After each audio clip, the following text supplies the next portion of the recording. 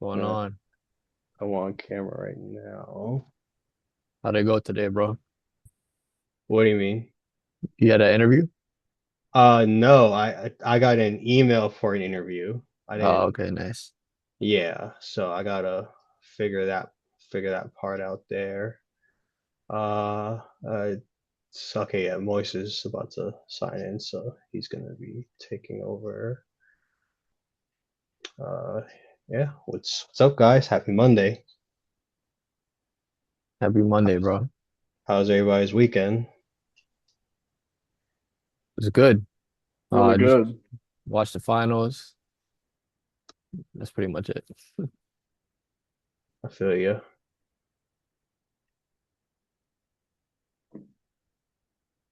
I found this thing. It's too dark to see, is it? Oh, Look at that. is it a boy or Nice. a girl? He's a boy. It's cute. Thank you. Nice. I miss having a dog.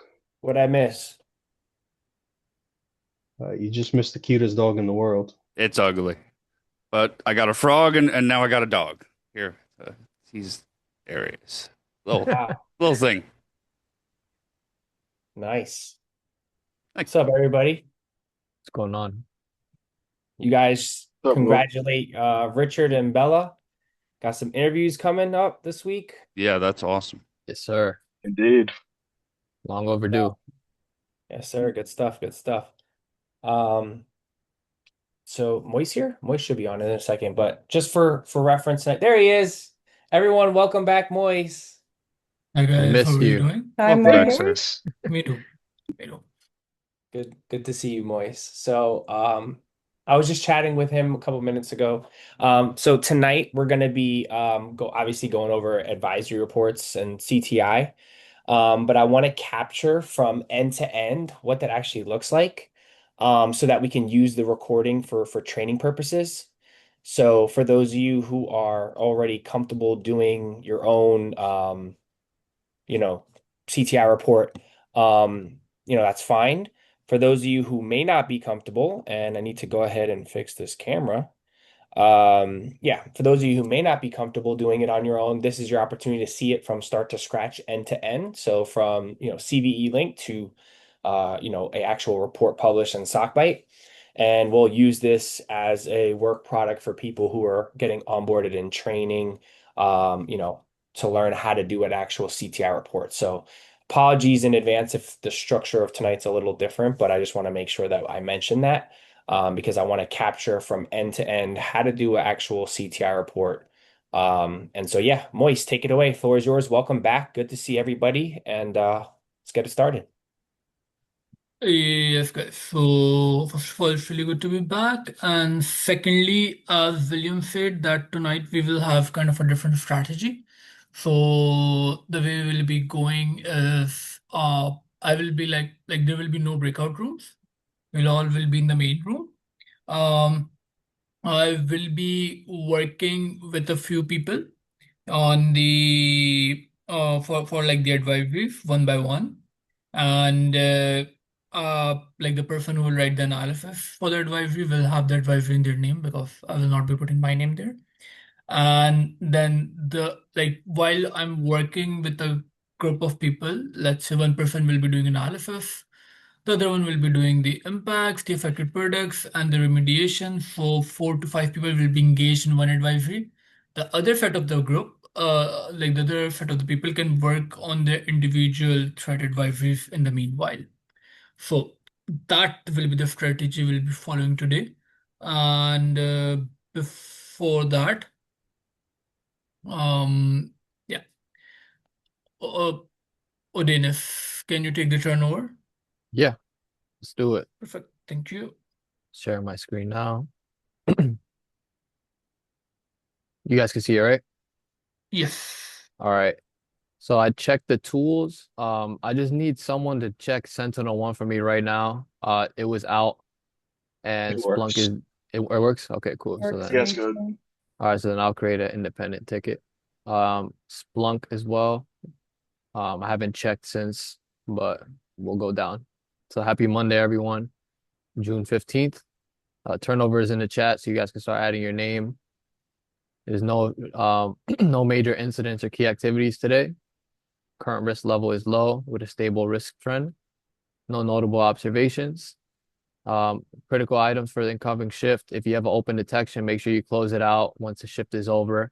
Obviously, once you're done blocking the IOCs and once the case is done and ready for sock bite, just make sure you close it once it's done. Too many people leaving it open and then they're messing up your metrics. Here is the welcome and onboarding docket.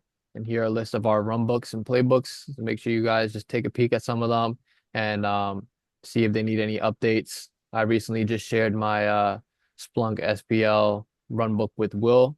So once he gives that the green light, we can add that here and then we'll have something for Splunk.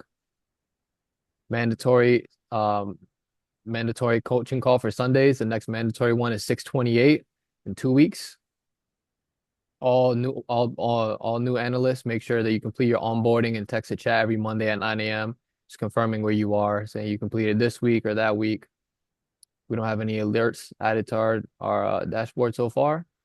Like I said, we checked all the tools, everything but Splunk is up. And in terms of incidents, we just have one from Richard and everything else is good. I added this earlier. This is my independent one. In terms of everything else, everything is good. And Oh, Dennis, I think you're using the wrong drive because on the turnover I'm looking at, there are no incidents on there. no, this is the right one. This is the updated one Will sent me. Are you sure? Positive.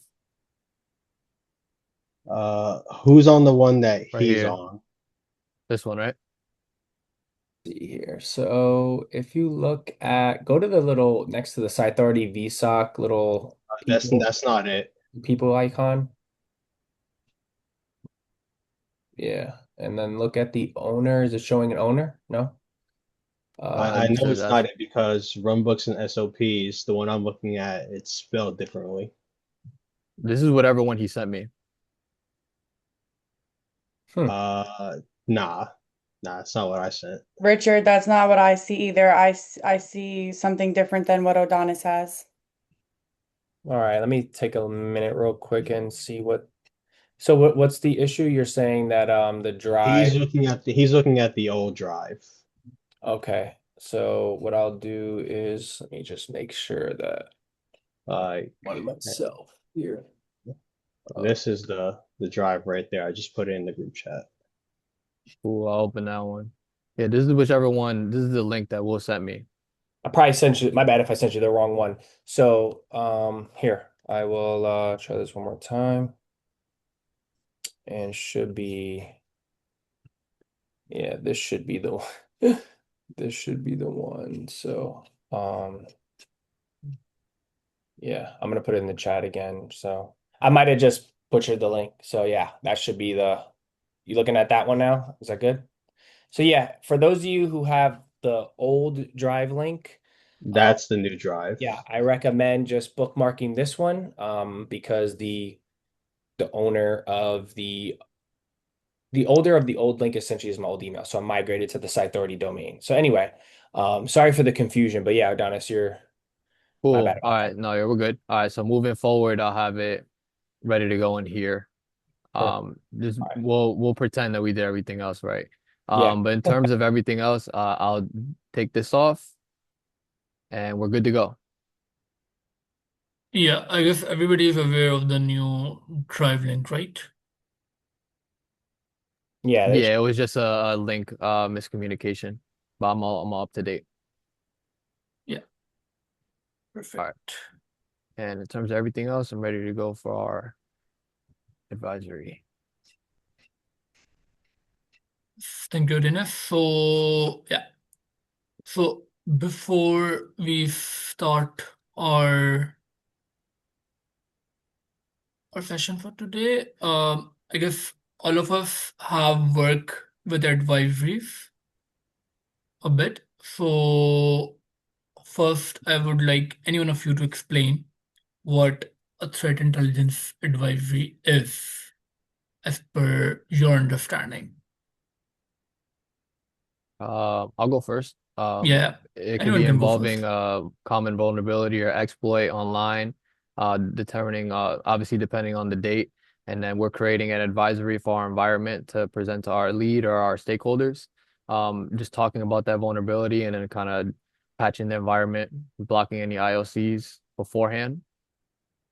Yeah, but that was right. But I would rather also want someone to go a bit more simpler into this. William, you can also join if you Yes, want. yes. I think that was a good explanation. So when I think of advisories, and CTI, the primary function of a CTI analyst or CTI team is to collect and gather intelligence from different feeds, different sources, whether it be paid intel feeds from your Recorded Future or CrowdStrike, or just open source, right? Bleeping computer articles, Hacker News, dark reading.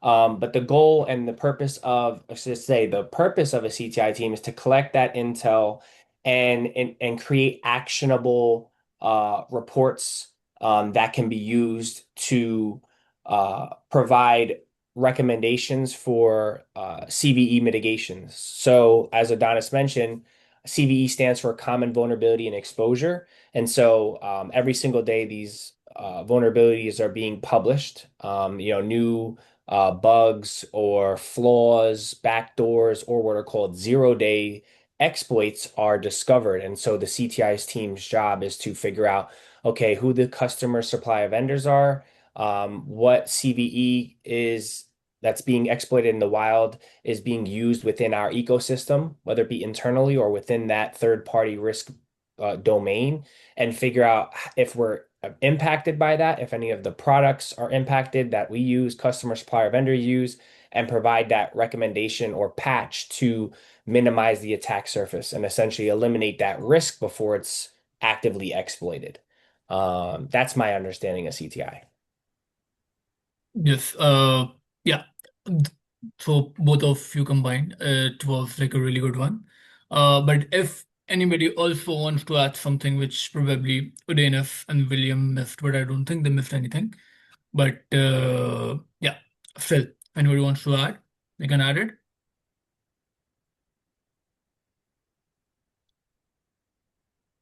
Okay, so summarizing it in very simpler terms, but yeah, is that it is basically we kind of build up a castle wall before we get to attacked by any hacker or someone. So it's kind of an advanced defensive mechanism where we take measures and we try to fix things before they have been exploited or they have been used to cause something bad. So this is the whole mechanism of the threat intelligence advisories. And the way they work that in here, I'm going to explain a bit of the mechanism. So on every Monday, we work on this threat intelligence advisory exercise we have. And like the Monday sessions were dedicated to this. In the Slack, in the VFOC channel, I share a few advisories at some time on the weekend, and we provide some links for them which are related to the usual, for example, CVE.org or NIST, which are the databases for such vulnerabilities and advisories, where you have a brief summarized information for all these advisories to the stakeholders related to the products they're related to, the time for when they are published, how much severe they are. And then along with that, we also have links for more detailed informative articles like the one at the Hacker News. And here we have more of a detailed thing that how this vulnerability was discovered, how it can be exploited, and what could be the most severe effect if it is exploited, and how we can remediate it or how we can fix it, or what things have been or what steps have been taken on right now to fix it. So these are like informative links which are attached with every advisory here. And the way we work at, and the way we are going to work on it right now, is that we have like in usual practices, which we are not doing today right now, that we have two separate breakout rooms. We have all the analysts divided into those breakout rooms, and they work on separate advisories. So today we are going to start with this one. There are few sections in the advisories which I'm gonna put on the sample document, and before that, I will ask someone other than Odinus to let's point out what are the sections we have in an advisory on Sockbite in the order. Can you do Once we are done, the, yep. sorry, Moise, didn't mean to cut you off. Could you do the split screen? I don't know if anyone remembers how we did it. Basically where we want to split screen between a Google Doc and Sockbite. I think you can put the two tabs next to each other. This Yeah, way we'll see them side by side. the option used to be somewhere The here. second one. The second. Yeah. Yes. Perfect. Perfect. Yeah. And then you might have to, on your Google Doc, you might have to hit that arrow, that left arrow on your Google Doc to Oh, move the yeah. sidebar. Because it's kind of in the way. Yeah, that little arrow. No, you had it fine. Yeah. How it was fine. But you see how like the that arrow right This there? one? Yeah. Yeah, there you go. So and then just there you go. Also, last thing, I'll try not to interrupt. The Hmm? metrics are now being populated for all aspects. So if you assign an offense within the offense queue, that's getting attributed to metrics. And if you create a case for a threat advisory, whether it be an advisory report or a threat hunt, you're getting metrics. Those are getting counted towards your metrics, as well as you creating a case in SOAR for an IR report. So essentially, now we have visibility as to all the work everyone's doing. We can see how many cases are being created across the board, how many offenses are being assigned, and the mean time to assign, resolve all those different reports. So we're going to get some meaningful metrics here. And so I can see, for example, like Adonis's name, Richard's name. I want to start seeing a lot of you guys who aren't on the board right now, populate across these dashboards. But yeah, take it away, Moy. Sorry about that. No, that's totally fine. That's totally fine. So, so yeah, so we can look into here where we put our advisory. So we have this threat intel option. We go there and here we have like the CVEs, common vulnerabilities and exposures. And this is the point where we usually make our advisories. And this is where the reports is the section where we add the report. So, yeah, so we have a bit of format for this, and the first thing which we have in our format is title. Oh, we need to go a bit more. Subtitle, and after that we have the source. So maybe would someone would like to highlight what the source is, and what do we take it as a source or something like that? Yeah, So the source those would be your article where you're getting your information from. So that could be like Okay, Hacker News, Bleeping Computer, just to name a few. like this one, maybe. Yeah, Yes. perfect. Yeah. So the Um, source would be the Question someone. for the source, it appears that you can only choose one source. Like, is it like if you have like if you find multiple sources, can you like choose? I mean, can you? Is it possible that you can That's choose a great, multiple? that's a great point out, Ghazi. In that case, if there's multiple sources, which in most times there is, because let's face it, if Bleeping Computer is publishing an article on a vulnerability, then more likely than not, so is Dark Reading and so is a bunch of other intel sources. So in that respect, or in that case, then I would recommend you choose other, or yeah, probably other. Or I can probably add another source type in there to reflect multiple, right? So there's multiple sources, but other would be appropriate for right now. Or let's just say you could choose Sockbite as the source, But if there's a main article that you're using, most of your context from, just select that source. I will add a new source type to just for be like multiple. This way you guys can also select that. And then in the body of your advisory towards the bottom, you can actually specify, you can put a sources and Moise will show you kind of how he has now source, and then you can list out the links that you actually used, if that makes sense. Yeah, it makes sense. Yeah, but I would also like to add that it also depends upon like the information will be published on a lot of places, but there are different ways. For example, Tenable has different way of showing the information. Hacker News has a more kind of a new vertical way of showing the information.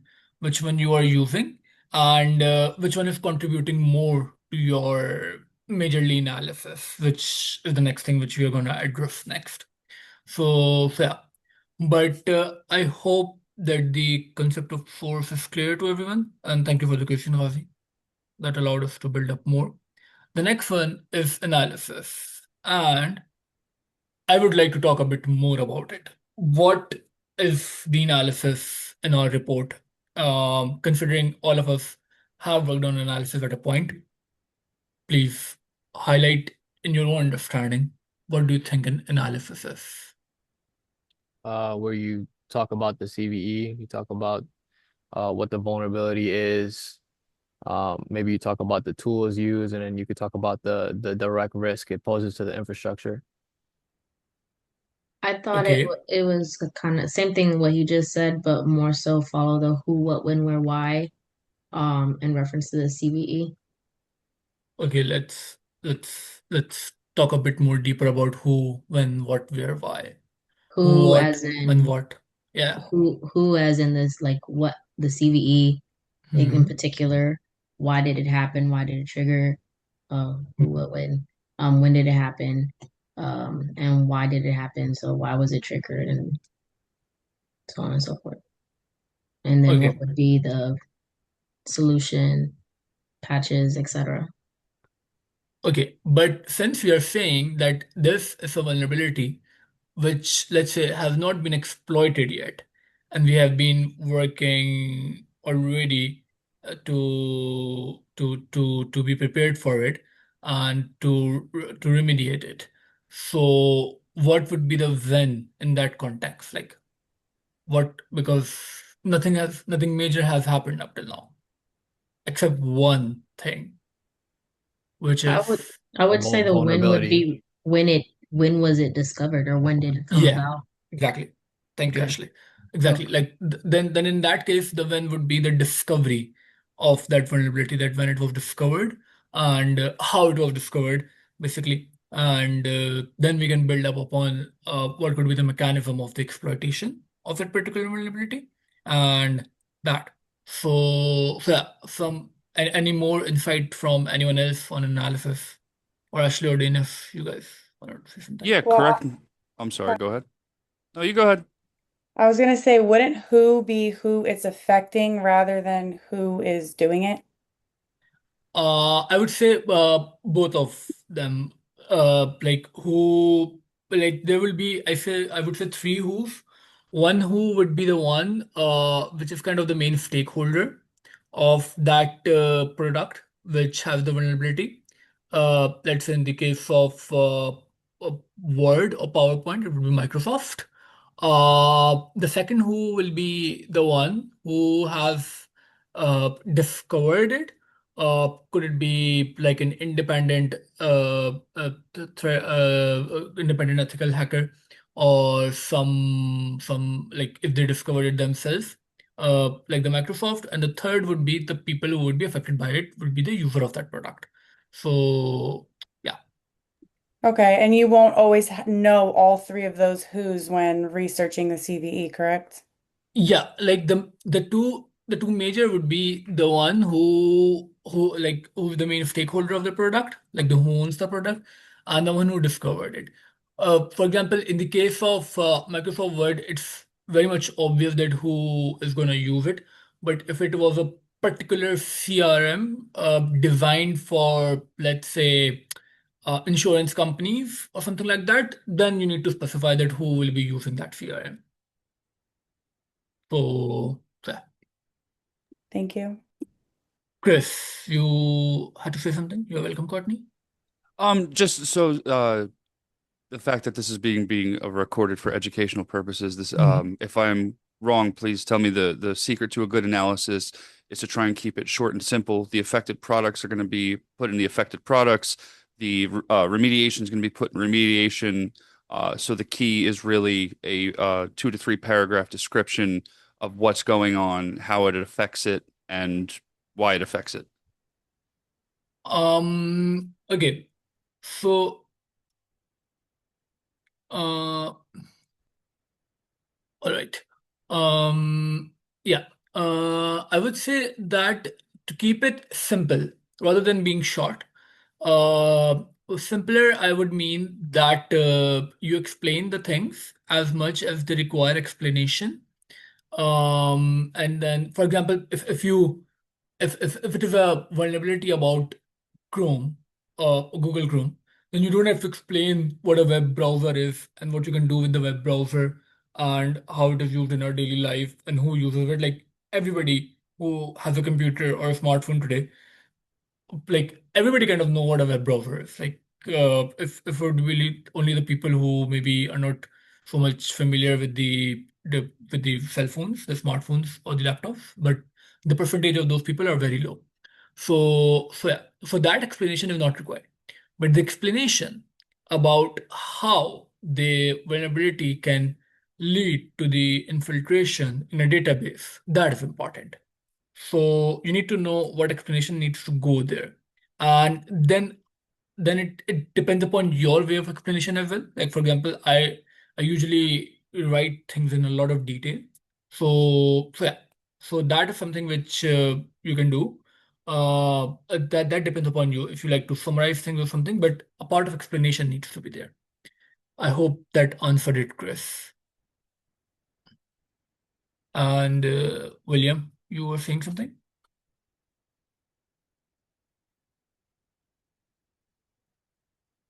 No, I guess there was something in the chat. Travis. Oh, he was just saying, he was thanking everyone for the engagement. You're good. Okay, perfect. All right. So anybody else on the analysis? If you wanna comment. Okay. I guess it would be then. Okay, so by analysis is basically like the main part of our whole advisory report.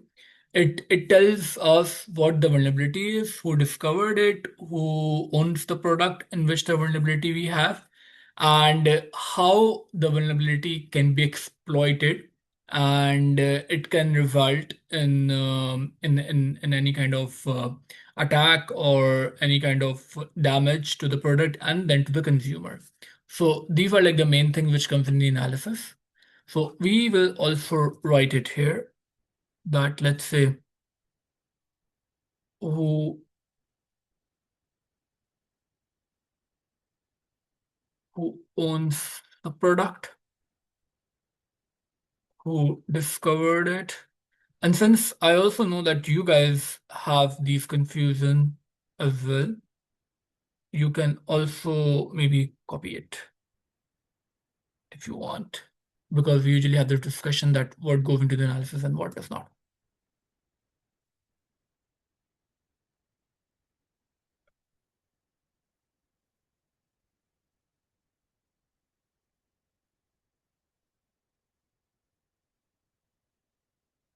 If I'm missing anything, please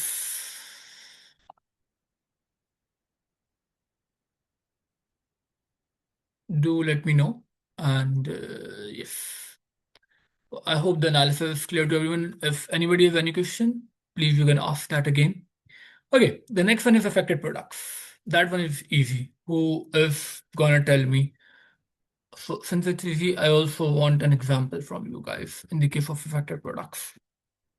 So an affected product could be anything as far as like what the CVE, what the product is, it's being affected by. So like we're talking about Microsoft Office, if we're talking about like the one from today, though, the Splunk CVE that was done today, but what the CVE is based on, essentially.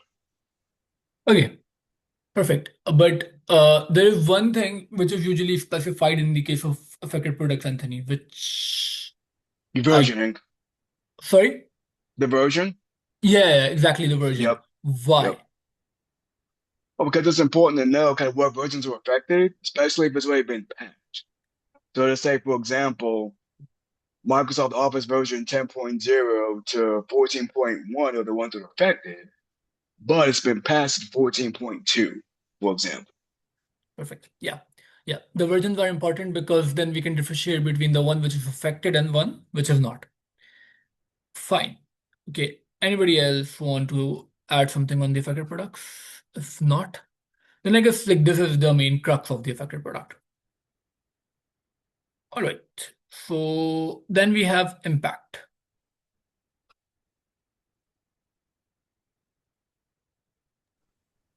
So who can talk about the impact? Yes, Marcus. Uh, just to clarify, so impact is basically like how said product is like impacted from whatever like is affected from it, like based off like what type of technique or tactic they use. Marcus, I'm sorry, but there's like kind of an echo in your voice, Oh, how do which how do I sound now? better, way It's better. good. Yeah. Yeah. Okay. Like I sometimes I'm not really sure on the impact, but is it kind of like you kind of like based on like the affected product, you can like kind of pinpoint what type of either technique or tactic from a micro track they use associated with the CVE, and I guess you kind of like explain it, like how it connects to it based on like what's affected or impacted. Um, yes, you can. But rather than explaining it here, here you put like just the keyword. So let's say if it is if it is kind of denial of service, so you would just put the denial of service and then explaining that since the server can be affected, which is at the back end of this web page, so that is why we will not be able to approach that web page, or you will not be able to access or utilize it. So rather than explaining it in detail, that what the denial of service is, you just write the keyword there that maybe Okay, DOS or so denial of would service.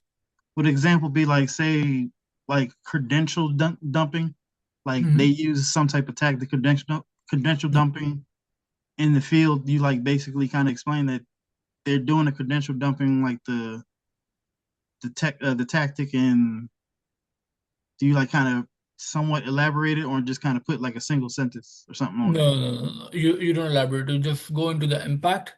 You write the credential dumping. That's all. You move forward.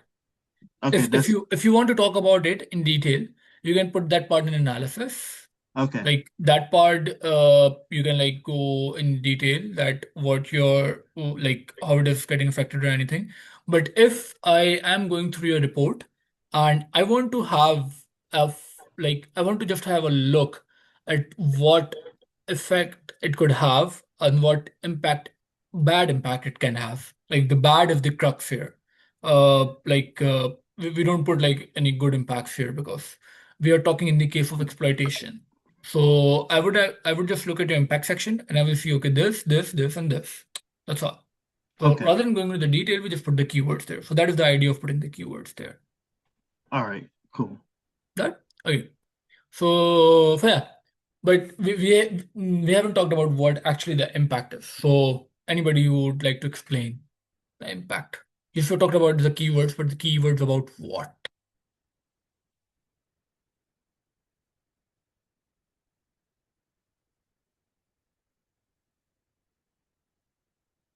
Anyone, guys, come on. We have 11 people excluding me. And usually in breakout rooms, I know you guys talk a lot. So we're gonna still talk today.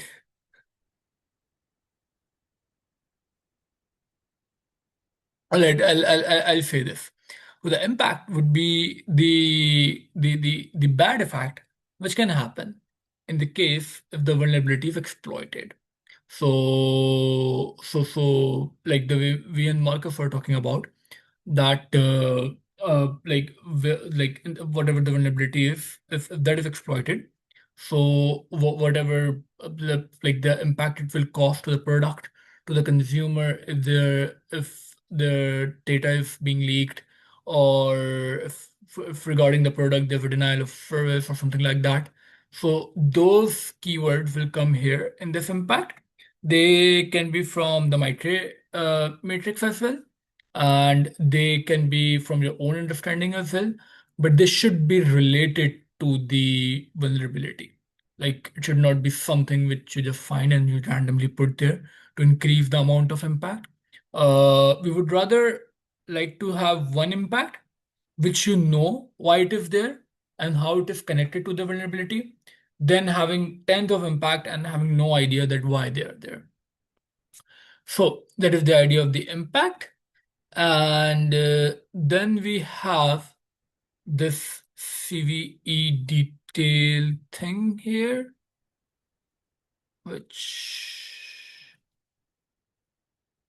which comes in the form of the table. So this section here, and we usually click add to add this information. So anybody, you can define this quickly for me. Yeah, so you would basically paste the CVE ID. You would talk about the score and the severity, the published date, and obviously if it was edited, you would obviously put the edited date, and then a brief description could be on the CVE or NIST site that you're using. Just keeping it brief, but basically this section is just um, providing a brief overview of the CVE, just talking about the score, the date it was uploaded, the CVE itself, the version, description, just giving a brief overview alongside your full Uh, report. Dennis, sorry to interrupt you, but can we like run through each one of these things? For example, what is the security and patch info? Oh, okay, so individually. Okay, so then Yeah. the security and patch info would be you would paste that ID, and then depending on that CVE, um you would touch on if it has a patch or not. You would provide the link, for example, in your analysis. So if you were to paste the CVE regarding, um, for example, what we were talking about before, like Google Docs, you would paste that CVE, and then if provided a patch, and you would provide that patching that vulnerability. Okay. And then one simple thing about this point is also that it would also carry like the name of that particular CV. Like for example, in the case of this one, this CVE-2026-11645, which is the fact that the CV it is discovered in 2026, and this is the ID number they have assigned to it. That comes in this particular column, right? Yes. And okay, so what is the CVS as a score? So the score basically determines the severity. So depending on Hmm. the number, it'll be low, medium, high, critical, and you would provide the number, and it will provide the severity for you in Sockbite. But if you're looking at Hmm. the actual CVE, for example, on .org, it provides both the score and the severity. So just some context so you can see how extreme or low the vulnerability is. Okay, perfect. Published date is very obvious. What is the description? Just describing that CVE briefly, um, pretty much, just to keep it short. Okay, perfect.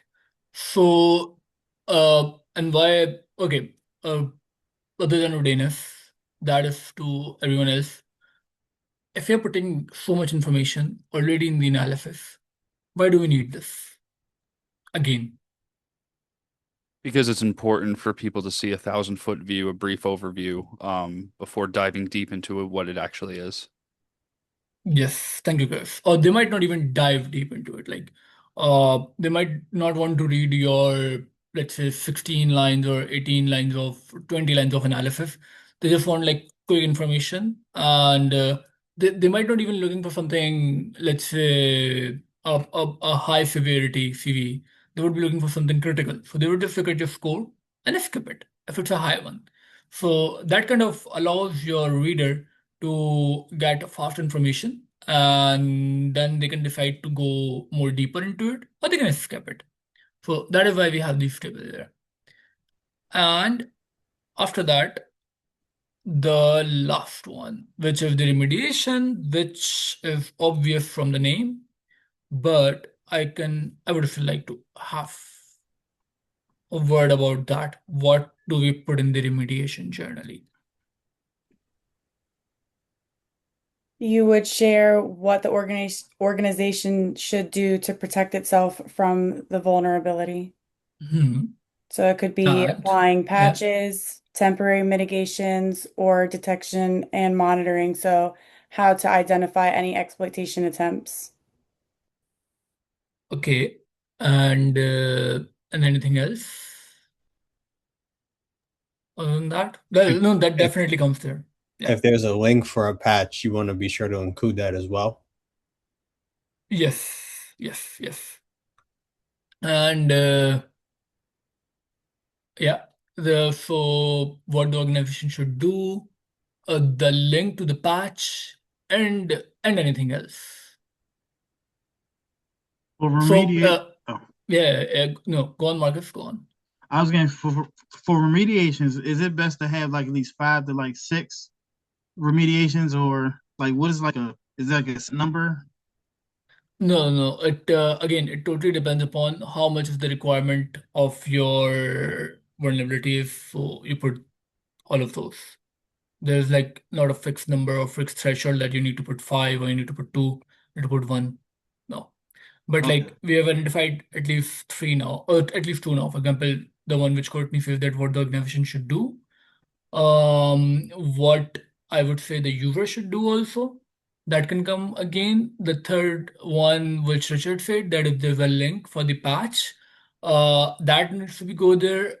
So anyone going through that CV, that report of yours, they can go directly to the fixed product rather than working on that product, like rather than looking for that product. And then what could be the other things you can think about? Let's say you have a new update of the banking app you're using, or any. Let's say you sign up for the beta testing version of an app, and you're using that. If it has a bug, what would you do?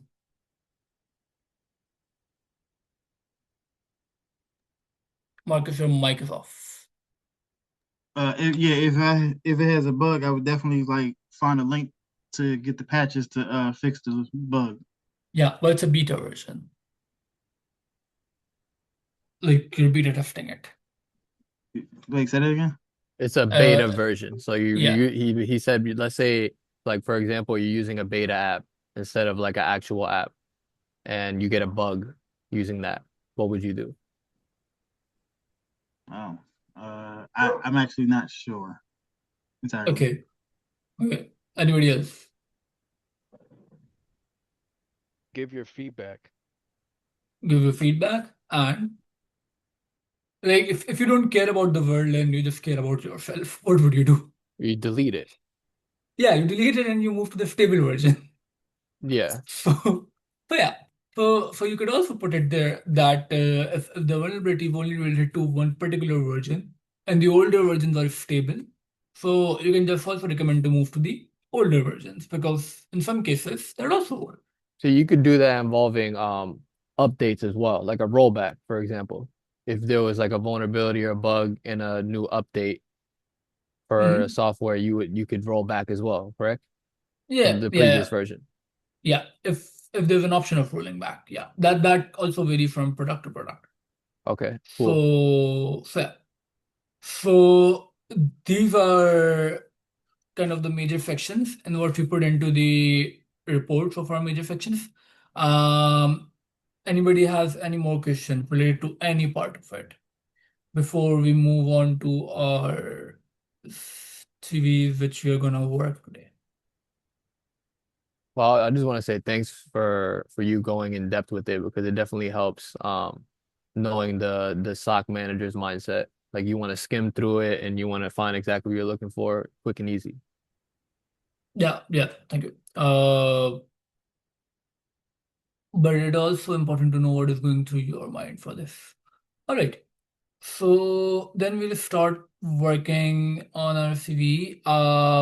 We'll we'll work on this one, and I'm gonna do this again for the sake of recording. But I guess all of you know that I usually put it in the chat for the particular group that which we are working on. So yeah, the CV which we are gonna work on the first tonight is CV 2026-11645.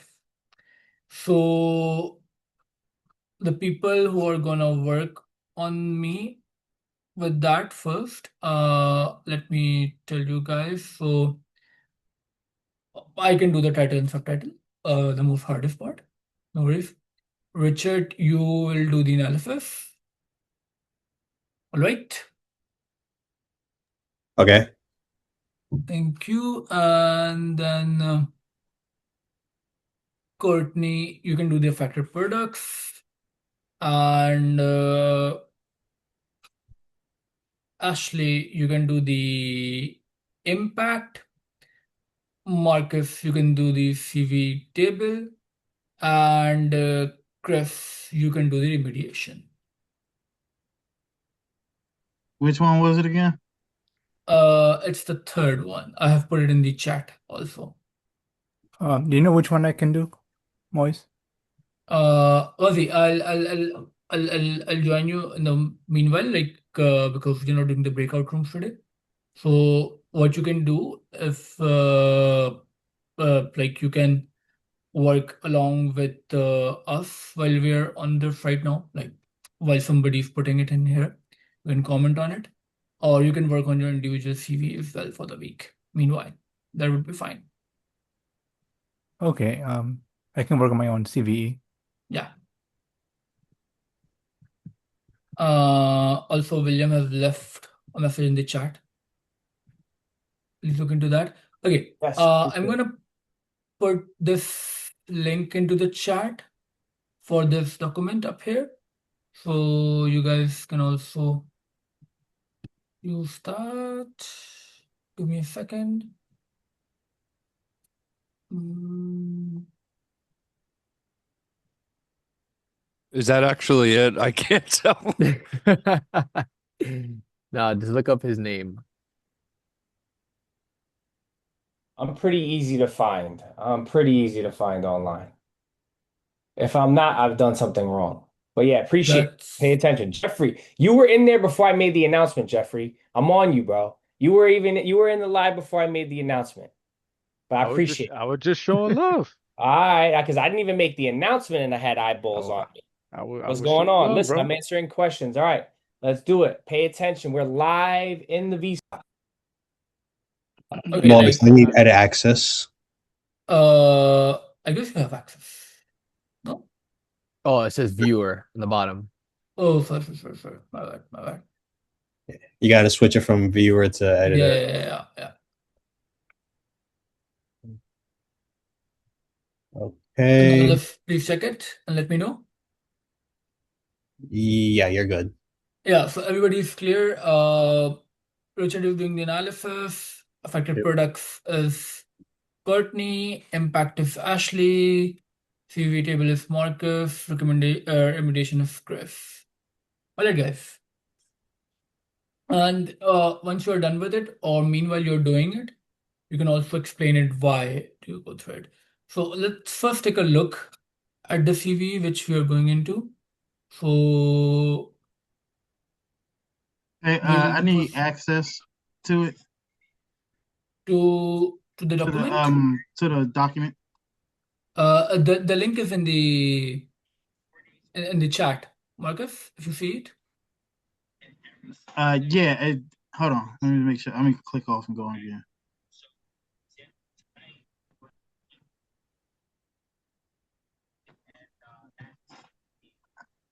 Yep, I got it. Perfect. Can you write it? And you said I'm on tape the CVE table, right? Yeah. But like, can you can everybody edit it? Like I change it from viewer and Yeah, I can everything. edit it. I can edit it now. Yeah, Courtney, Ashley, Griff, Richard, you guys can also. Yeah, I got Um, no problem. I tried typing something and it's not working. I'm gonna give it a second, see if I'm lagging. Hold on, I was working, looking for my impact, so I wasn't even looking at that 1 second. Oh, I'm good. Hi, Moise. How Yeah. you doing? Hi, assistant, how are you doing? I'm all right. Please, I'm trying to, create a report in SoftBite, but I'm getting an error. Can you help me with that? Can you share your screen? Of course. Yeah. Okay, guys, just for a while, I'll sh stop my screen sharing and let Felicity share it. Yes. So I worked on the first CVE. Was doing that while I was having trouble getting connected to the room, but when I, try to create the report, I keep getting this. Oh, that's Um, under alert, bro. You got to put it under advisory. Oh, yeah. oh, I see. Thank you, Dennis. Yeah, no But worries. when did you get the error, Felicity? I got that from Slack. I wanted No, you to. like when did you get the error?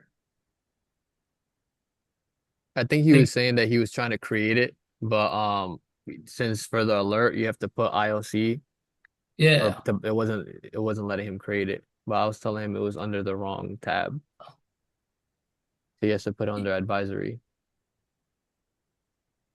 Yeah, no, I was gonna say that if like if you have these kind of issues, you can also post a screenshot in the VSOC always.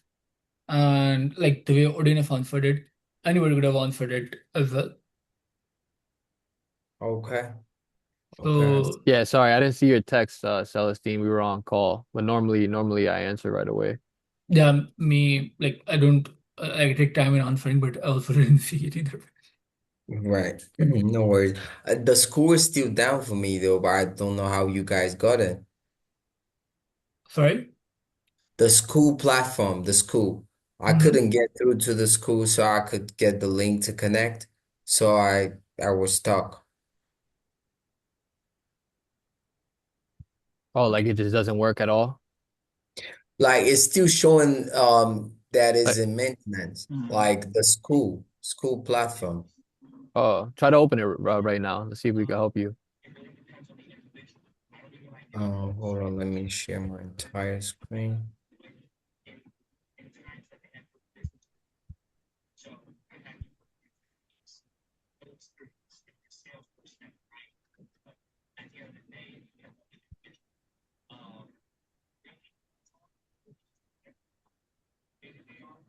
See, scheduled maintenance. That's weird. Where are you located? Let Right me now, see. right now I'm in Nigeria. So maybe that's why. Has Oh, it okay. has it always has it always been like that? No, just today. Oh, that's weird. Yeah, I don't know if you see my screen. I can get into mine. That's weird. Yeah, Yeah, I like could get into mine too. I can also get into mine. So You yeah. have a VPN? Try to put a VPN on and see if that works. Okay, You can I'm do it go. on your off time later. Okay, yeah, I'm going to that. I'm seeing. Yeah. But yeah, we can take a look into it later on. Cool. Justin. So maybe it will be fixed. All right, Can you guys.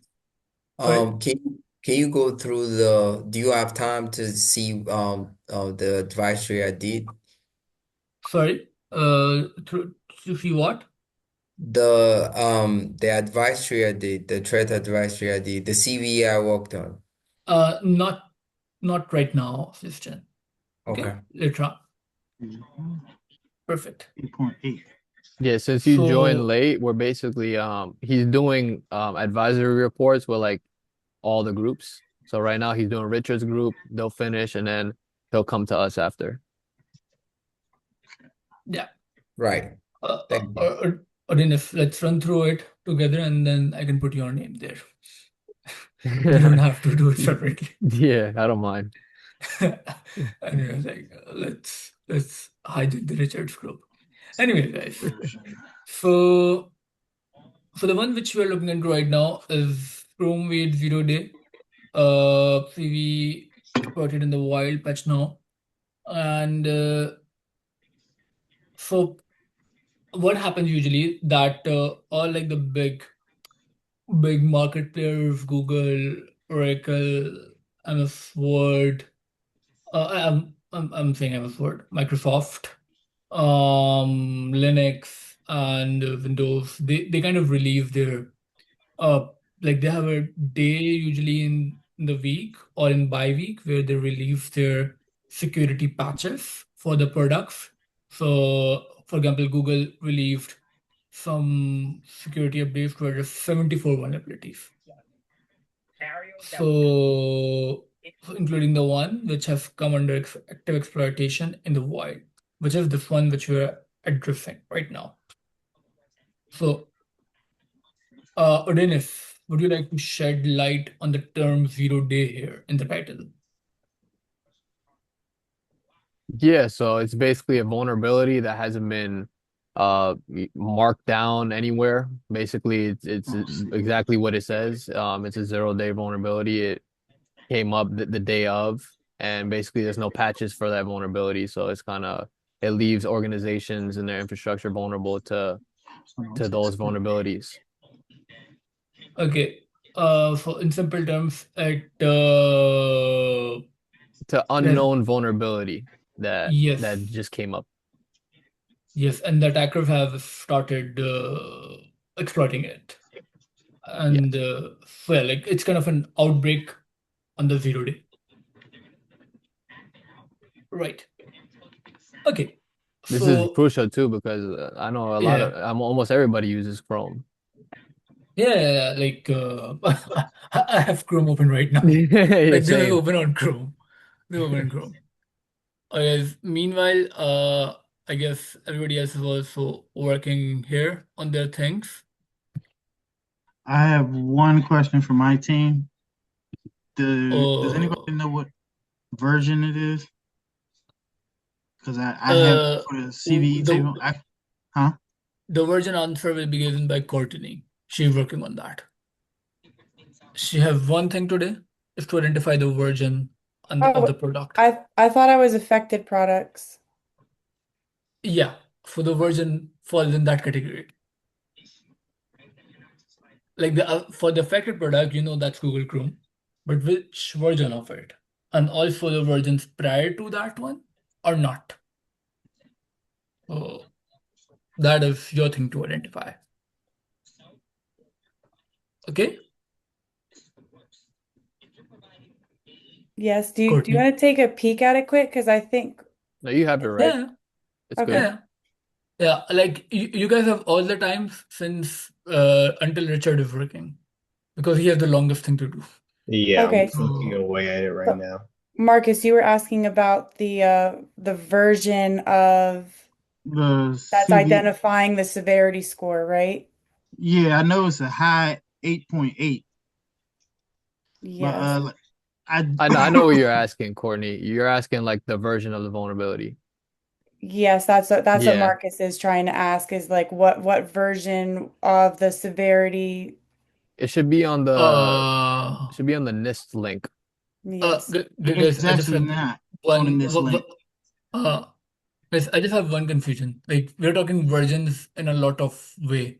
Versions of the score, versions of the vulnerability. Yeah, so Like, Marcus got confused that you know when you open the CVE page and it says mhm. like if there were patch versions of a vulnerability, it would say like, oh, version 1 with this score, version 2.0 with this score, version 3. Okay, okay, okay. So he was confusing that with Courtney's versions of the affected products. It says it right there. It's 3.1. 3.1? Oh, yep, you do. I was looking at the wrong thing. Okay. Thank you. Them gamer eyes.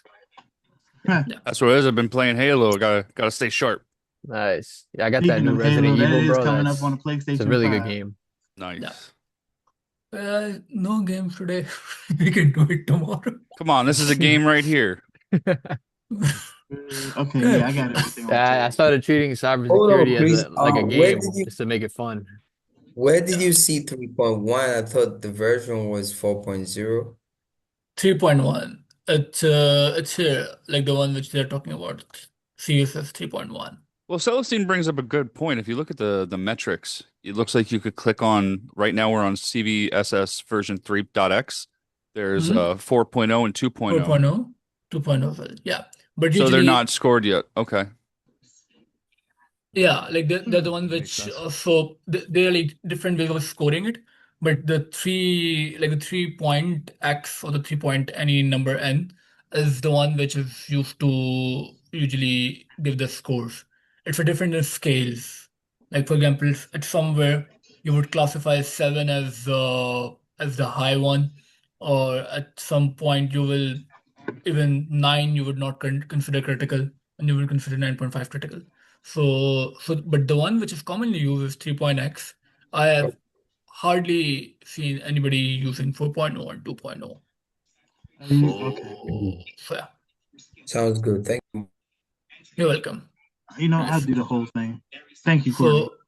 So I guess like the version thing is clear. Marcus, Courtney, good. Yes. It's clear. It's clear. Okay. So the high severity vulnerability tracked as this has a CSS score 8.8, has been described as an out-of-bound memory access in V8, Chrome JavaScript, and WebAssembly engine. Okay, since we have to leave a bit for Richard as well in the analysis, but let's talk about this a bit.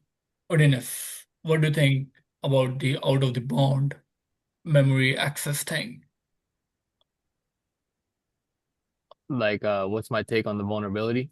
Yeah, like if you would like to maybe just say something about it, not explain it, because I don't want to give what do they call? Oh shit, I'm forgetting. Uh, Yeah, so it's a form of where an attacker can execute arbitrary code and using remote services, where they can handcraft a HTML page and inject arbitrary code into there, and they can infect someone else's Google Chrome page itself. yeah, yeah. Also, like it also works the way the name suggests. For example, the out of the bound memory thing is when like things. So there is like a memory buffer associated with, let's say, for a web page, but then it also starts storing things outside that memory buffer, and in that case, that like the out of the buffer memory area that is not really secured or something. So that is where, let's say that the memory buffer area would have filters for the SQL commands, which can then execute and cause some arbitrary code to be executed, and then maybe give access further into the directories and everything. But the out of the buffer memory area, that might not be secured for those SQL commands. So they can be executed in that out of the boundary region. So it is kind of a secured region, like which is protected by something, and then outside that area, whatever you do, it is not protected, and then you can do your criminal activity outside that area. It's kind of a that thing. And that's where they're So injecting the code into the memory in the yes, in that specific window. yes, yeah.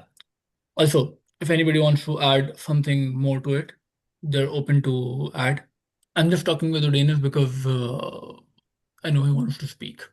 Yeah. Now I was gonna ask, this like almost mirrors, like, correct me if I'm wrong, a SQL injection, no? Where they're editing Uh, the page itself, they're injecting memory into the page itself. That way, when you open it, you're running arbitrary code. Yeah, but for that, you actually open it. In this case, in that case, it is kind of a flaw in the existing memory buffer area.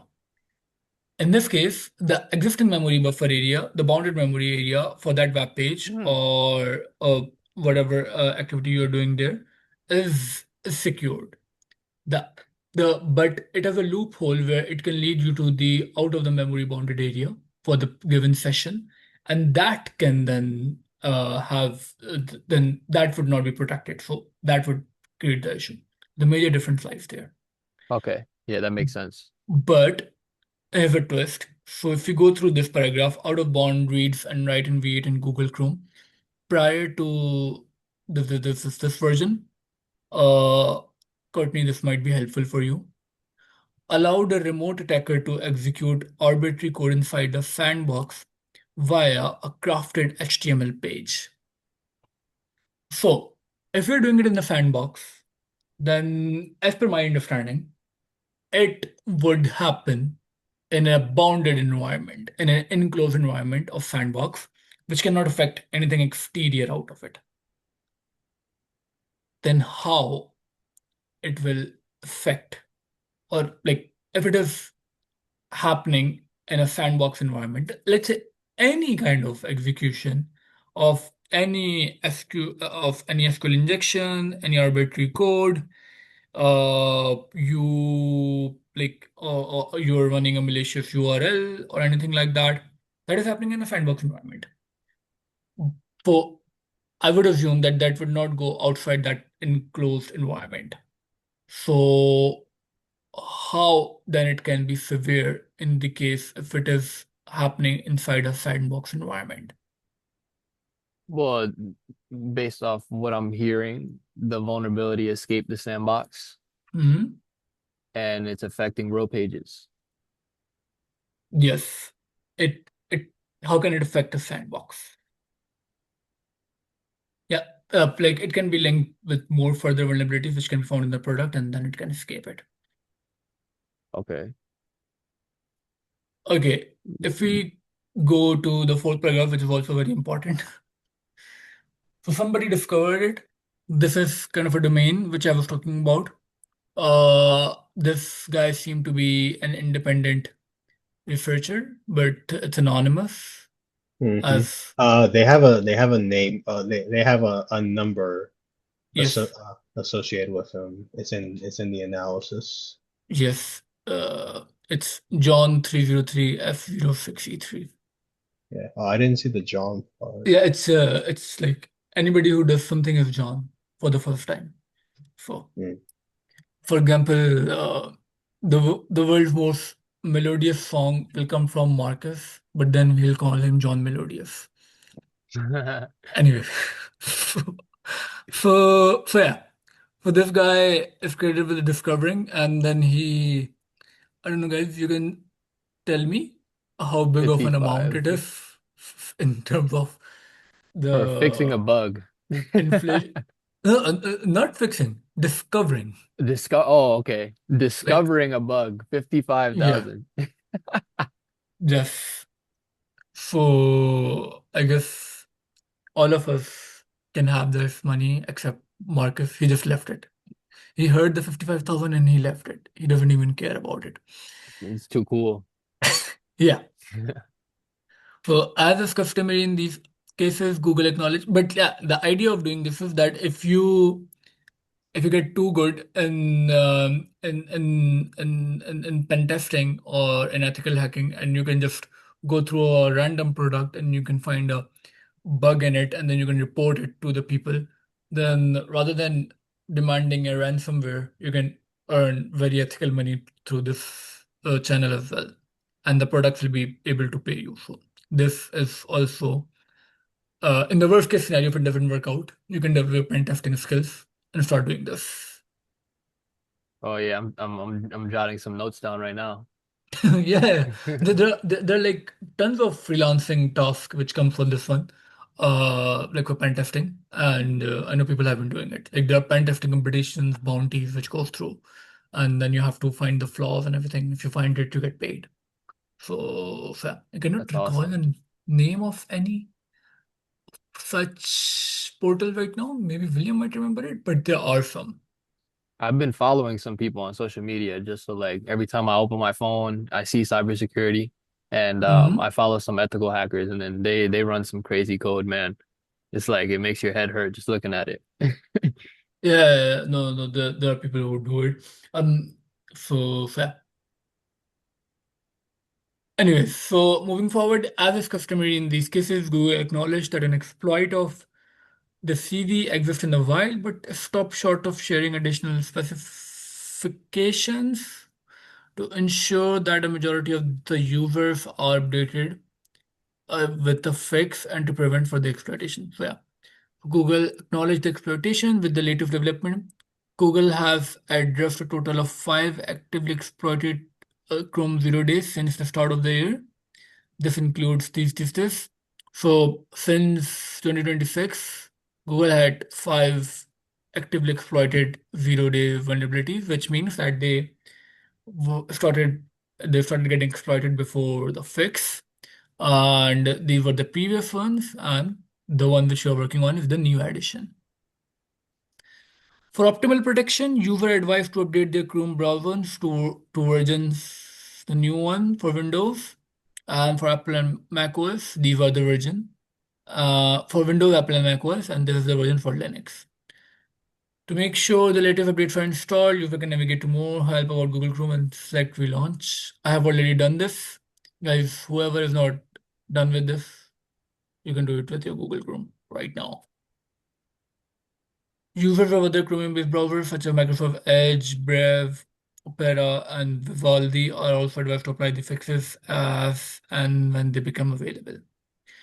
So this is kind of the detailed information we had for this vulnerability. I will go there and I will have a look at. Anybody have like anything to comment on it, ask on it, any idea you want to share or something like that, any question? No, but I finished the analysis summary. Thank you so much. Thank you so much. Not a problem. Perfect. Odin, if once we are done through this, I will get the access to you as well for this report. So you can put it in the FogBite, like section to section, and explain how we do it. And so we'll be done with this advisory later on. Okay, yeah. I could. You want me to upload it? Yeah, like, but going through step by step. Yeah, of course. Yeah, not now, but yeah. First we can go through it. Okay, so I don't know who did it, but somebody put the title for me and subtitle as well. So thank you so much for doing it. All right, Richard, No maybe problem. you can start from the title, subtitle, source, and analysis, Mhm. and then we can go to affected products. Like for affected products, we can go to Courtney, but you can go to analysis. Okay, sounds good. And maybe like start from what would be the difference between the title and the subtitle. Uh, yeah. The difference between well, the title is a Chrome VA 0 day, the CV number, Mm, exploited in the wild, patch now. Got that from this right here from mm, Hacker News. And then the subtitle, is just kind of like explaining the title again, but just like in a simpler capacity. So you mm, had an out of bounds read and write in V8 and Google Chrome. So I think it's important to give the issue again in the subtitle, just like in a simpler manner. mm, And then in regard to the actual analysis here, Google Chrome experienced a 0 day exploitation in the wild for a high severity vulnerability. It's described as an out of bounds memory access in V8, and mm, that's Chrome's JavaScript and WebAssembly engine. It was discovered and credited by security researcher 303F06E3, found on April 27th, 2026. So this was a while ago. The exploitation allows for any remote code execution inside the browser sandbox via a crafted HTML page. So what happens is a remote attacker, doesn't matter from where, it can be anywhere in the world, can trigger this by getting a user to load a specifically crafted HTML page with no further interaction required. So if they just load the page and that's all that's necessary for it to happen. The page just needs to get loaded and then the attacker can move from there. So because the bug is reachable via normal web content, so it can be like a page just like this, or a blog page that they created, or something that they can get someone to bite on. The attack surfaces for anyone who visits a malicious or compromised site with an unpatched browser. So if you're on a site with Google Chrome not being patched, then you're vulnerable. It doesn't matter who you are, where you are in the world, you're going to be susceptible to this. And that includes not just Google Chrome, but all Chromium browsers. So Edge, Brava, Opera 2, they're all affected until they get updated to the latest version that has a patch on it. Okay, perfect. Thank you so much, Sounds very Richard. annoying. Extremely. Yeah, but like, does anybody have any questions to Richard on what he wrote? Why that is there? Anybody wants him to explain anything particular in that?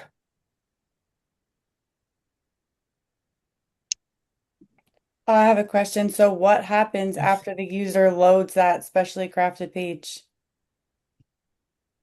So what would happen? Before that, Richard, just give me a second. I need to get a glass of water. No problem.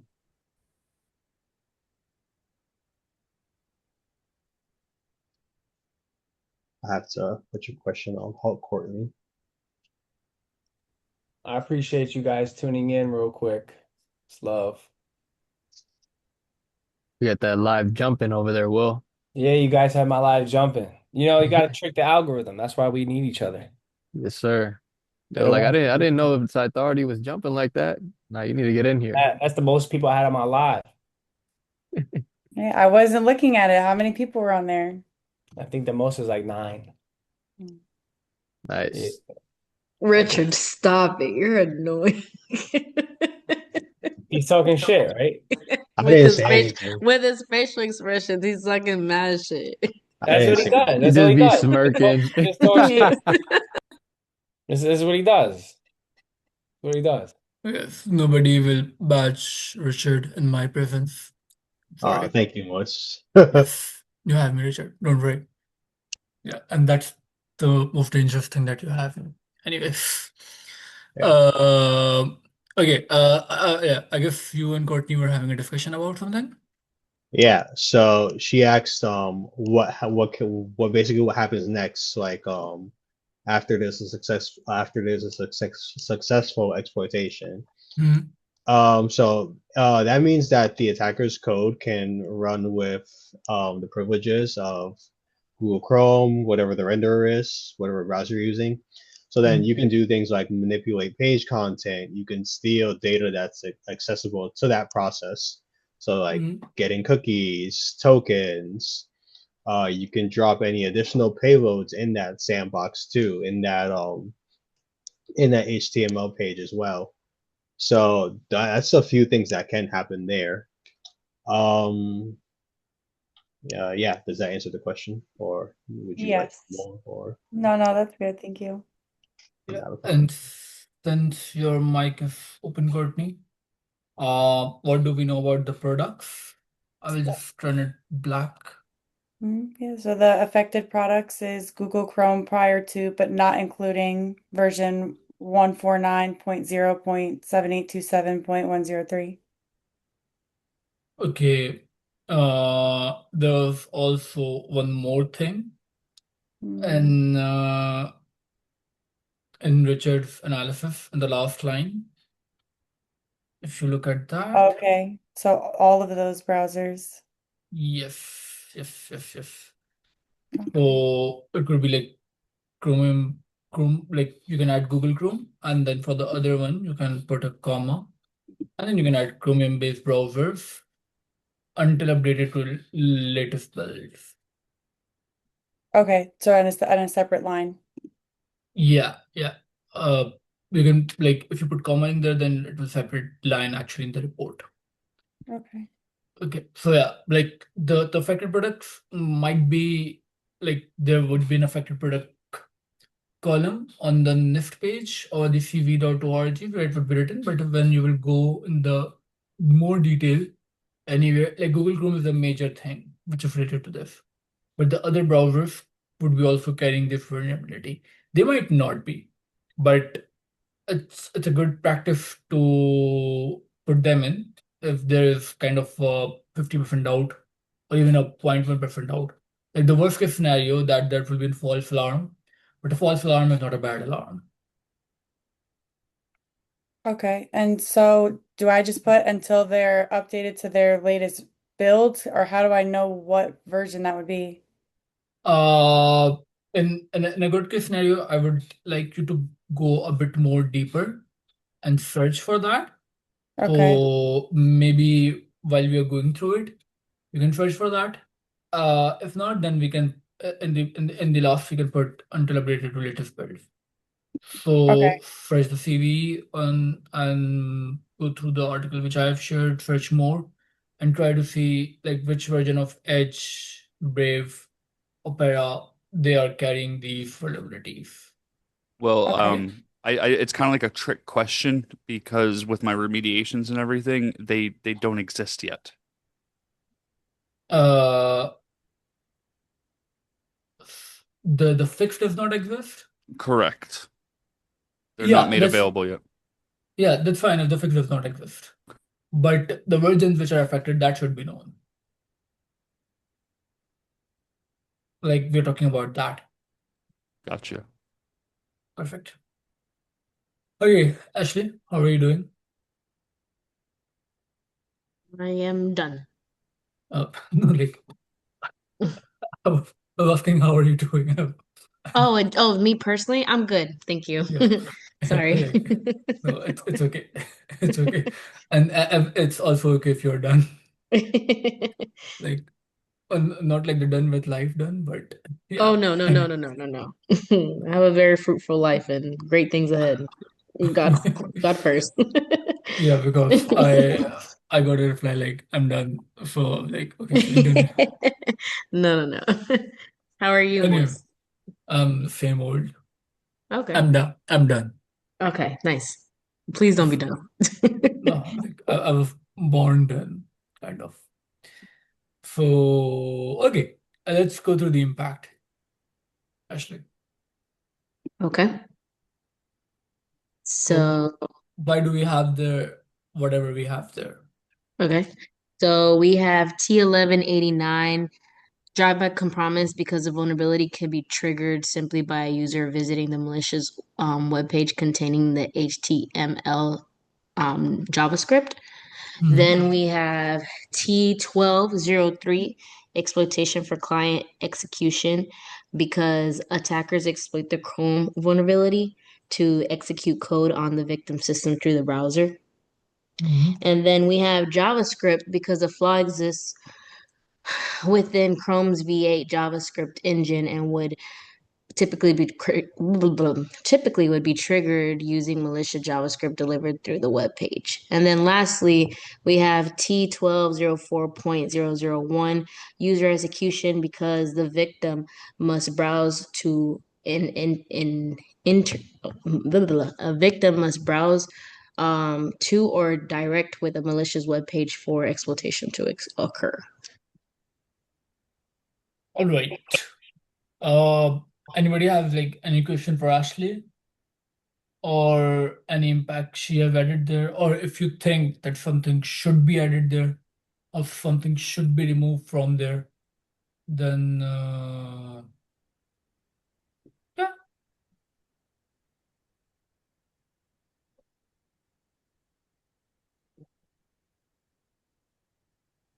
No. Okay, Ashley, I would like have to have a question. So Okay. I think that the like the T1203 and 1204.001 Mm, they are kind of indicating towards the same thing. What I okay. would like you to do that I will stop sharing my screen and you can share your screen. We can go to the MITRE pages of these vulnerabilities, these impacts, Mm, and then we can go through their description and see if they're different or not. Okay, because as per the name and as per our discussion, they kind of sound the same. So Okay. rather than putting the both of them, we can maybe put the more relevant one. But if they're different, then we can put both of them. All right. Okay. Okay. I'll stop my screen sharing. You can share yours, and we can go towards that. Um, share screen. While Ashley's getting that pulled up, Moist, I can't find any specific versions for Microsoft Edge, Brave, or Opera. And Okay, then according to Chat GPT, none have been like no versions have been released. yeah. All right. So what we can do that we can put that until the latest build thing there.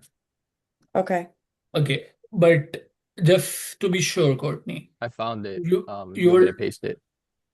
Yes, where can you tell me where you found it? Yes, it's on the screen right here. Share my screen. It's the blue it's highlighted. good.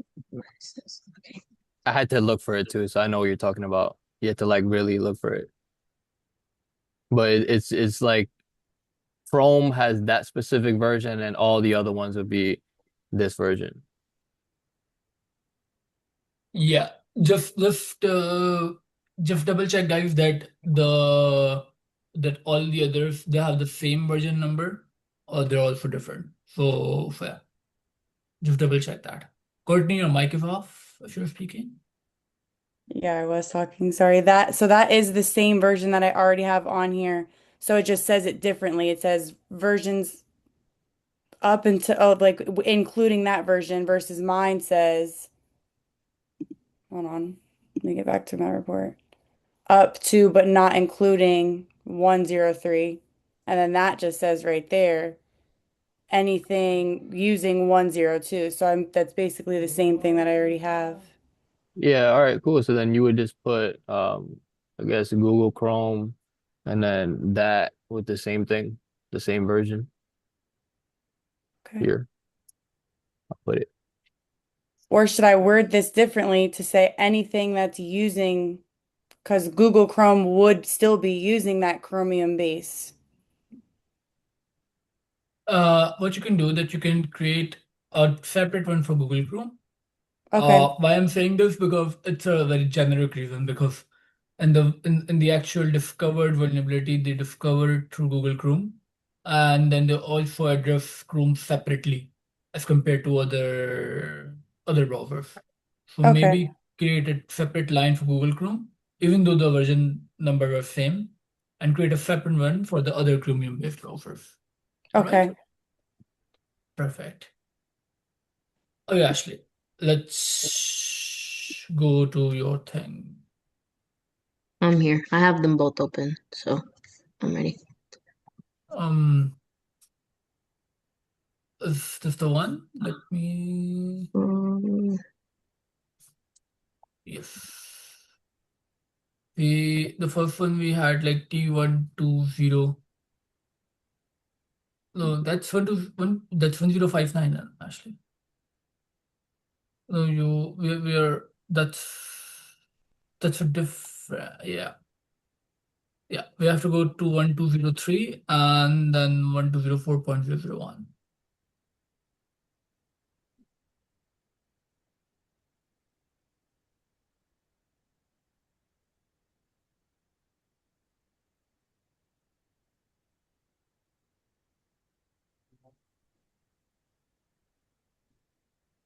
Yes. This I already had that one open, so maybe this one's wrong.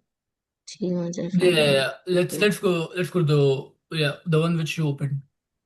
Which one? This one first? Yes, let's go to the other sub techniques. Click. No, Ashley. Okay, just wait. Don't click anywhere. Okay. Okay. Yeah, let's just go through this one first. That is like the first one, I guess, what you have there. Yes. Okay, 1204. All right. So this involves the user opening something. Click a link. Yeah. Boom. And then An what was the advanced other one? framework The rely other upon was specific action by user in order to Java, gain check JavaScript. to cut them. Java. Yeah, the other one was one to The no, not the JavaScript, 1203. Oh, oh, the exploitation for client ex Client oh, so you're asking execution. if they're the same oh, thing. oh, Okay. okay. Yeah, Client like execution. if they're like very similar because they have like very same technique number. So maybe we can just put one. Take one out and see which one's the best for out of You the could two. you could take out If they are the if user they're execution. ex if they're really different, if they're really different. Okay. You said take out the user execution? No, Yeah. not take out anyone for now. Oh, okay. Wait. Let's go through it. Slowly, Okay. guys. It's fine. Yeah. Exploitation for client execution advisory adversaries to exploit software vulnerability in client applications to execute code. Vulnerabilities can exist in software due to unsecure coding practices that can lead to unanticipated behavior. Adversaries can take advantage of certain vulnerabilities through target exploitation for the purpose of the software code execution system because they can be used to gain access. Expect to see fileware to these applications they commonly used to do work for their useful target for exploits. So my argument is, but okay, wait a second. You have Want me to move one. it to the other one? No. I just read the first paragraph and I was about to say something, but then I saw the heading of browser-based exploitation, so I would like to have a look at that as well. Web browsers are a common target through traffic compromise, efficient endpoint systems may be compromised through normal web browsing from certain users being targeted by links and phishing emails. This one looks like what we're dealing with. Mm-hmm. So they I I kind of like disagree here with you, Dennis. Like, let me tell you why. Because this is very much not kind of like for example, here the user is not the uh, primary actor because he, for example, the browser-based exploitation, if he gets a spear phishing link in the email, then he gets the email and then he's the secondary actor because he goes and opens the email and then that happens. But in the case of that, the user can like go through the HTML page and then whenever he opens the Chrome browser, that page can be anywhere. That page can be found at maybe in the link of the comment of a YouTube video, which is being visited by a lot of people, on any Facebook page, on any sports website being visited a lot because it's World Cup and everything. So yeah, in that case, the user would be the primary actor because the user would not be targeted. The web page link would be just there in the public for anyone to click on it, and then their code would get executed. So I would say that the previous one, the user execution, is a more better option because it puts the the user there. But one thing which is majorly being missed here, Ashley, is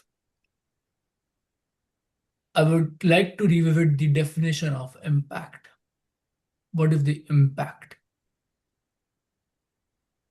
Um,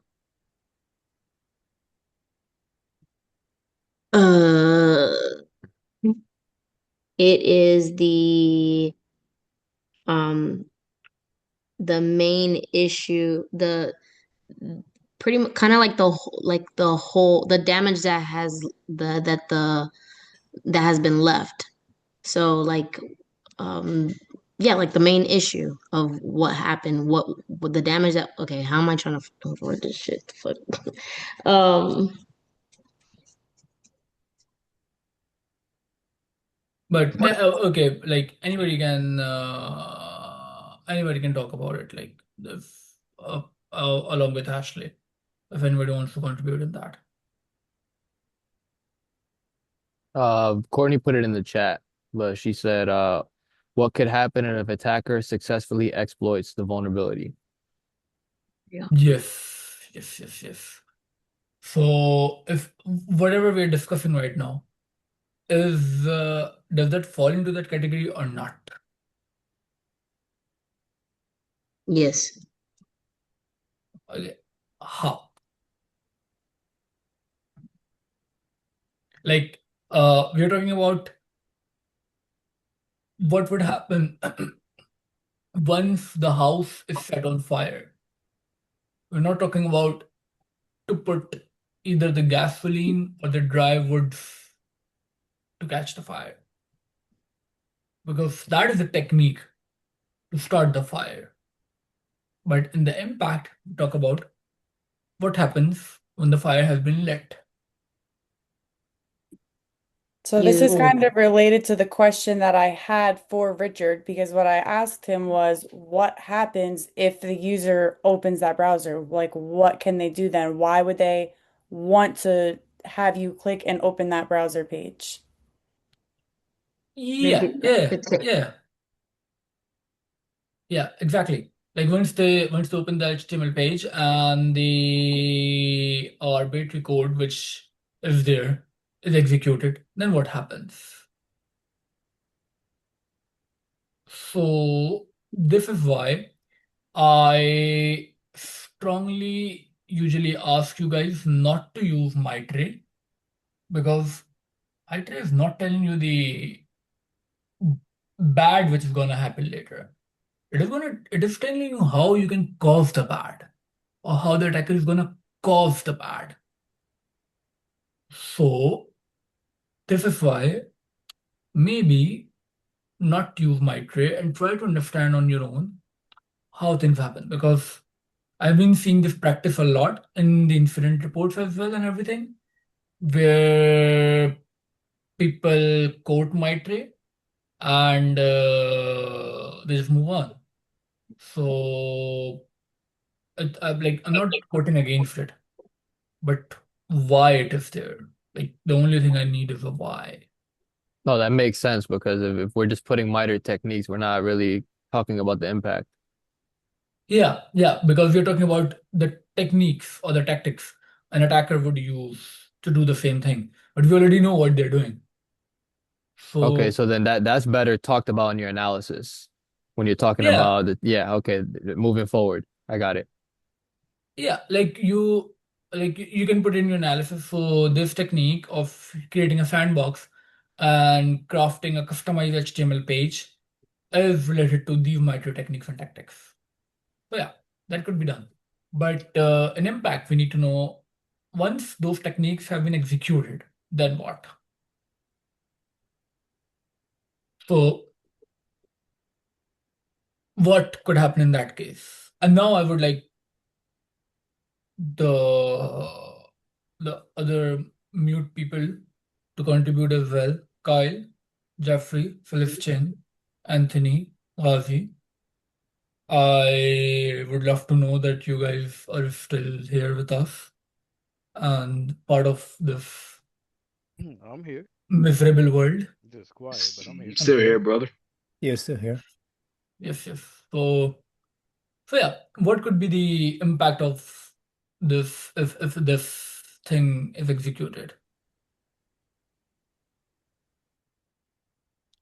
So if it's an ROC, my thought is just being able to execute really anything on the back end.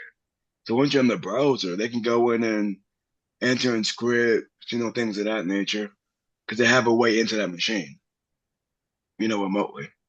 Hmm. Okay. Anyone else?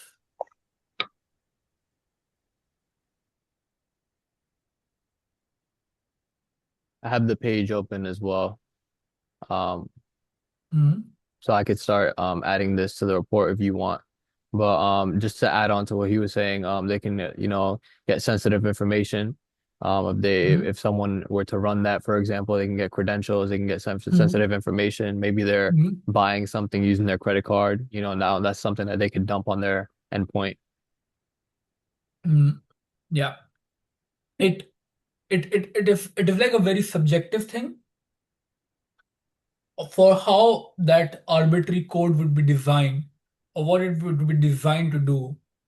And in the case of that particular like the attacker, and then what that code would do, that could lead to the stealing of tokens of that session, which could release the information that could just crash your web page or something like that, and that can then crash the whole browser. Then that would produce again a denial of service error for that.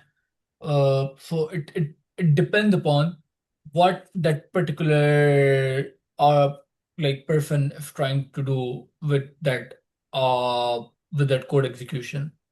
So yeah, they can they can also maybe maybe get the access to your account, which can then provide them uh privilege access if you have the admin account, and then they can use that to have a privilege escalation kind of a thing, and then it can cause harm in infinite many ways. So that particularly depends upon how your code, whatever the arbitrary code is designed to be executed.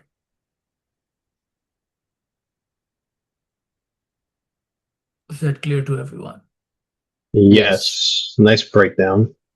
Thank you. So now we would have to, Ashley, would have to edit the impact. Say that one more time, Moise. Sorry. We would have to edit the impact. I would have to add an impact? Yes, definitely. Yeah. So, but now you understood what the impact is? Yes. Yeah. So for future references, guys, no mitre in impacts. It's banned in impact. Heard. Yeah, like consider T as an element of SQL injection code, and you cannot put it in the impact section. Okay. It's banned. Just a Yeah. little. So I'm a little confused. Just have a couple questions. So okay, so you want us to really just understand what the real concept of an impact is. Don't use MITRE attack, like don't lean on it. But if we don't know the codes like from the back of our heads, we would still have to utilize it, right? To be able to. Yeah. So see, the purpose of the mitre matrix is to tell you how to unlock this phone. All right. Like it will tell you the tactics and techniques to unlock this phone. Unlock, like how to break the barrier, right? But once the barrier is broken, then what is going to happen? The mitre might talk about it at some point, but the things which majorly it deals with, which are the tactics, techniques, and sub-tactics, sub-techniques, they don't address it. If you will go into the detail of it, like what do they cause, and like they also have their impacts. Like what if a particular technique is executed, then what can happen? Then like that impact would work fine. But like the thing which we were putting there, for example, user execution.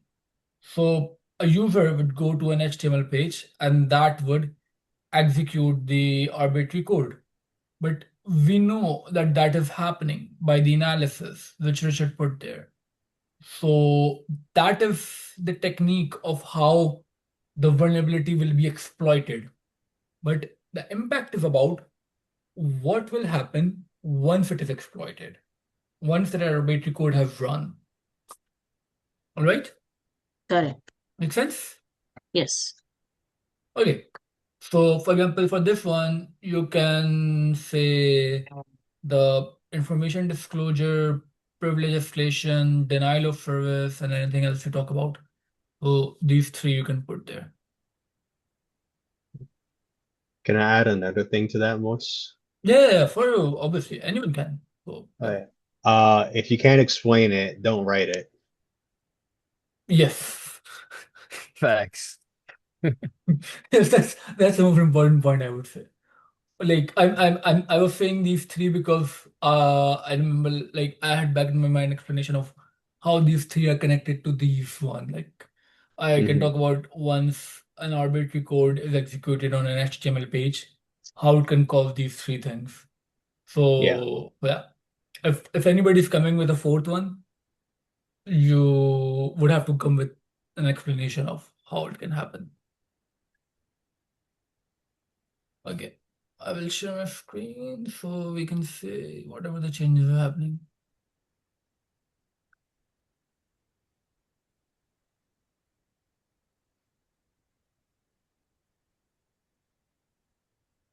So Ashley, you can change the impact, right? Yes, I'm working on it. Yeah. Where are you working on it? Because I don't see you working here. No. I'm looking through our the whatchamacallit, the report again. Okay, Marcus, let's quickly run through your part. And uh, my sockbite is already. Marcus, we don't have all these things in the CV table which you have put there. We Wait, just you saying we don't have all the what now? we don't have all these things. For example, we just have CVEs as a score. So the severity is defined by the score. We don't have to write it separately. We don't have the version here as well. So that doesn't come either. Okay. So we just have the CV name. We just have the published date, description, and score. Okay. Question on the dates. Now, even though I know in this particular CVE the published and the updated date was the same, if Mhm. like any CVEs have like a published date and a different update, is it right to put the update on there, or we don't have to put the update date on the table? No, just put the published date. Just the publish only? Yes, yes. Okay. All right. So I guess like the first thing is the name of the CV or the unique identifier.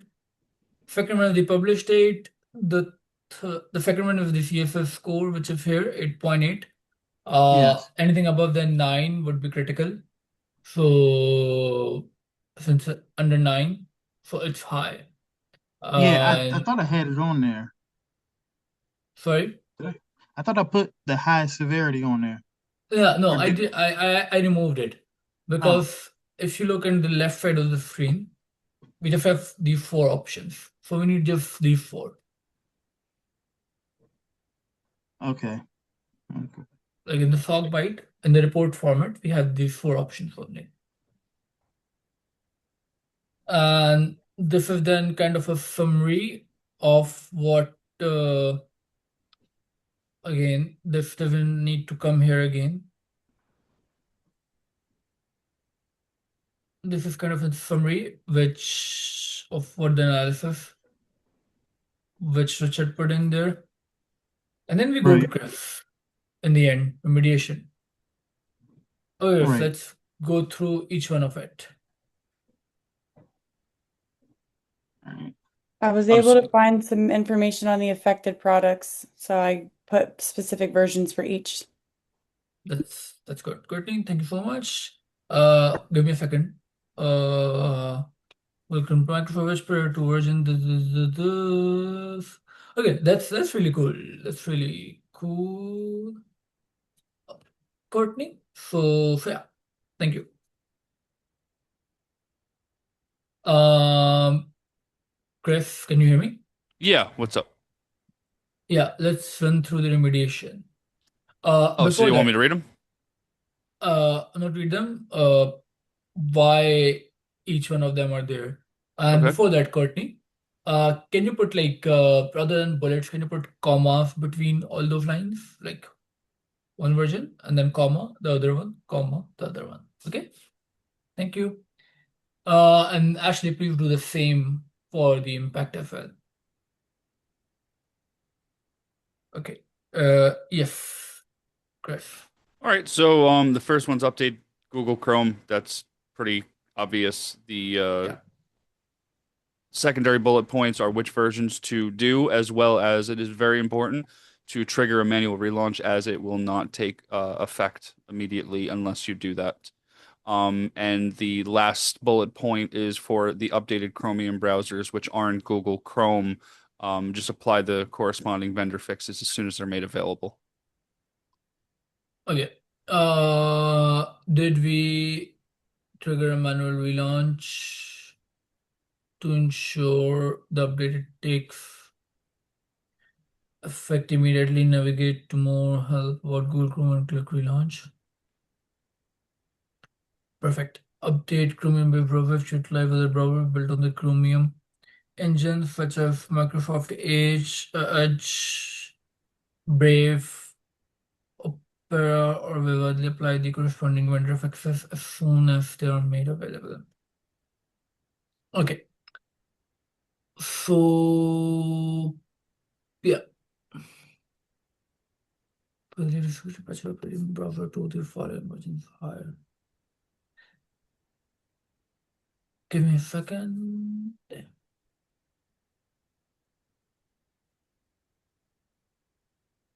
Um, mm, mm, mm. So Courtney has put here Google Chrome prior to but not including version this, which ends at 103. But then you have 102 here. Mm-hmm. And now I'm confused. Let me pull up Because that page again. Oh, it's because one of them is for Windows and the other one's for Mac. yes, thank you. But then that needs to be specified in a proper Oh, like way. which version, right? Yes.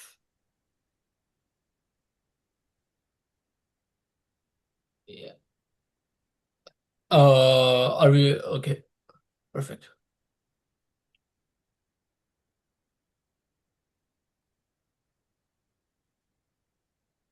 All right, Linux version, this is this. Would exploitation for privileges escalation be a good one Exploitation. for Yeah, privilege just, escalations? just put privilege escalation there. Okay. Yeah, as short as better. Okay. If we see, then the Windows and the Linux are the same.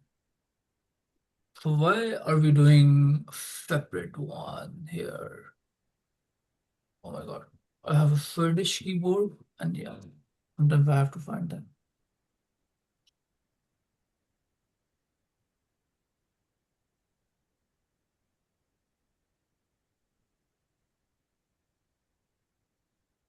Yeah.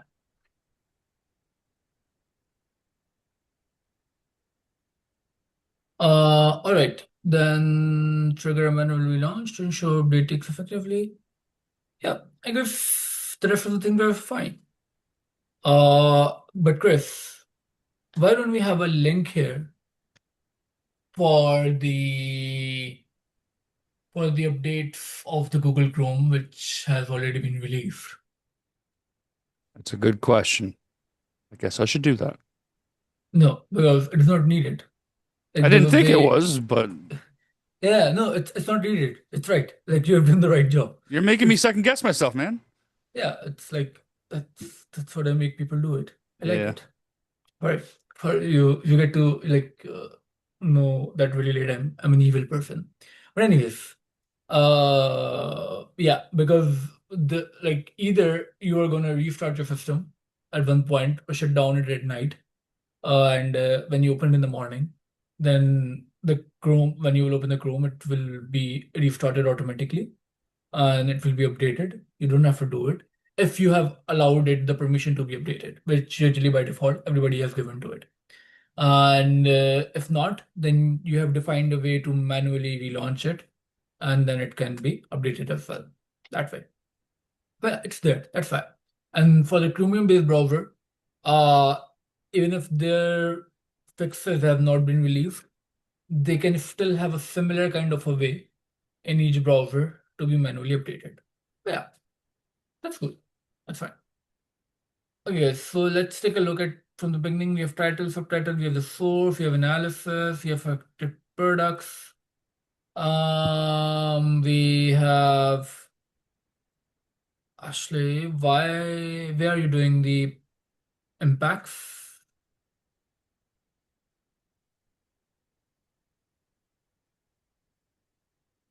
Ashley? I think she said she would be right back. Yes, I will add the impacts in her place. The first one could be the privilege escalation.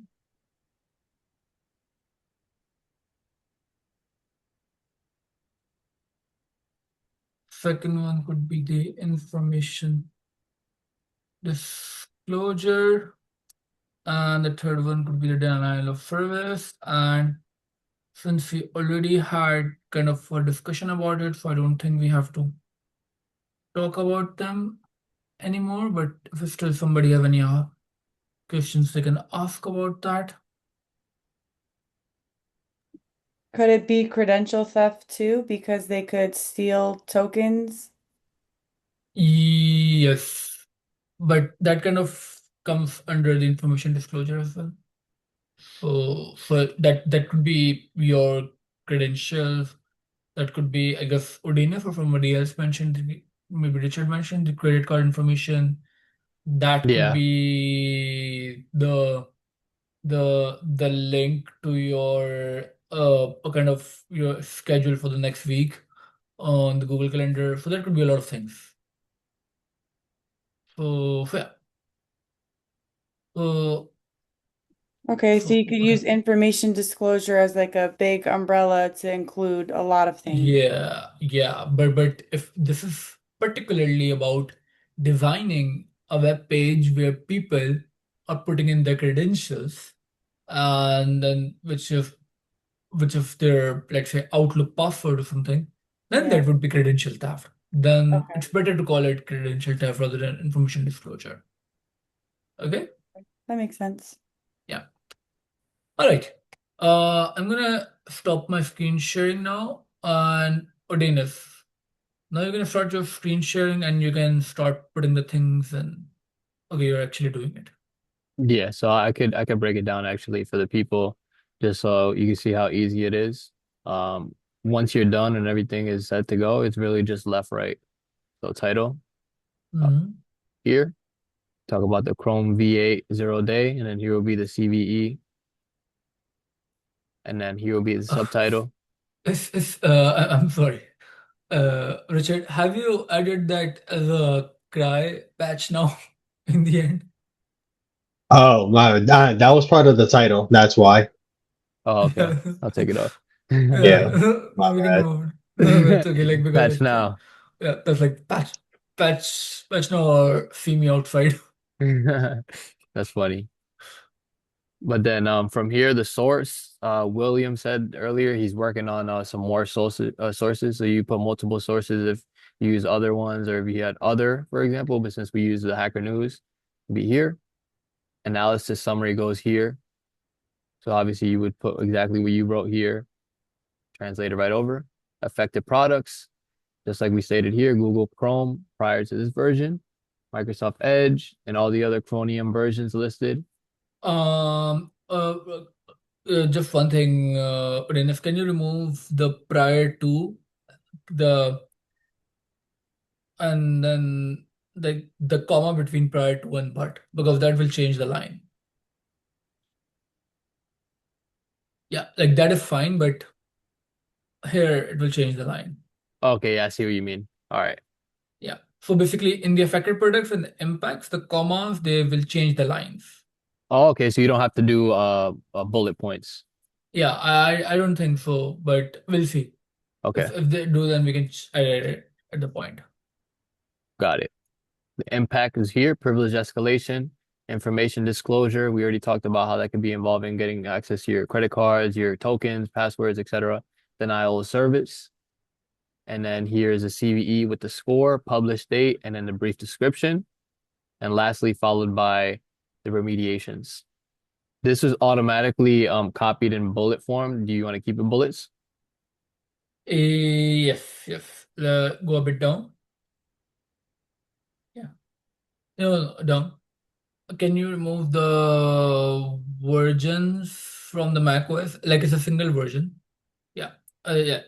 Can you remove the S? Yeah. Yes. Perfect. And And then this would be yeah. It's the same for like colon and colon could prove. Perfect. all right. Now we can create it. And then just so everyone can see, I'll go into full screen so y'all can see it. Everything is done. Hit create.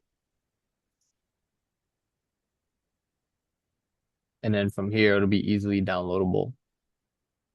Can we like download and open it once as Yes. well? So we can see that. Yeah, let's go down. Let's go down.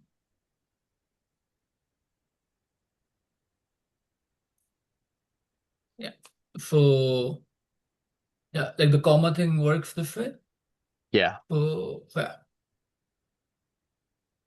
Nice. perfect.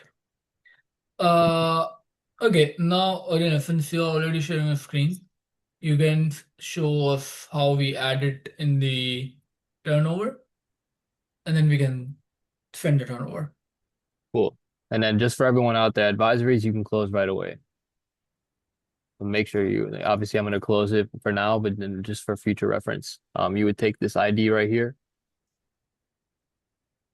the reference ID, and then you will go over to the turnover. You want to make sure you're in the right spot. So it'll be here.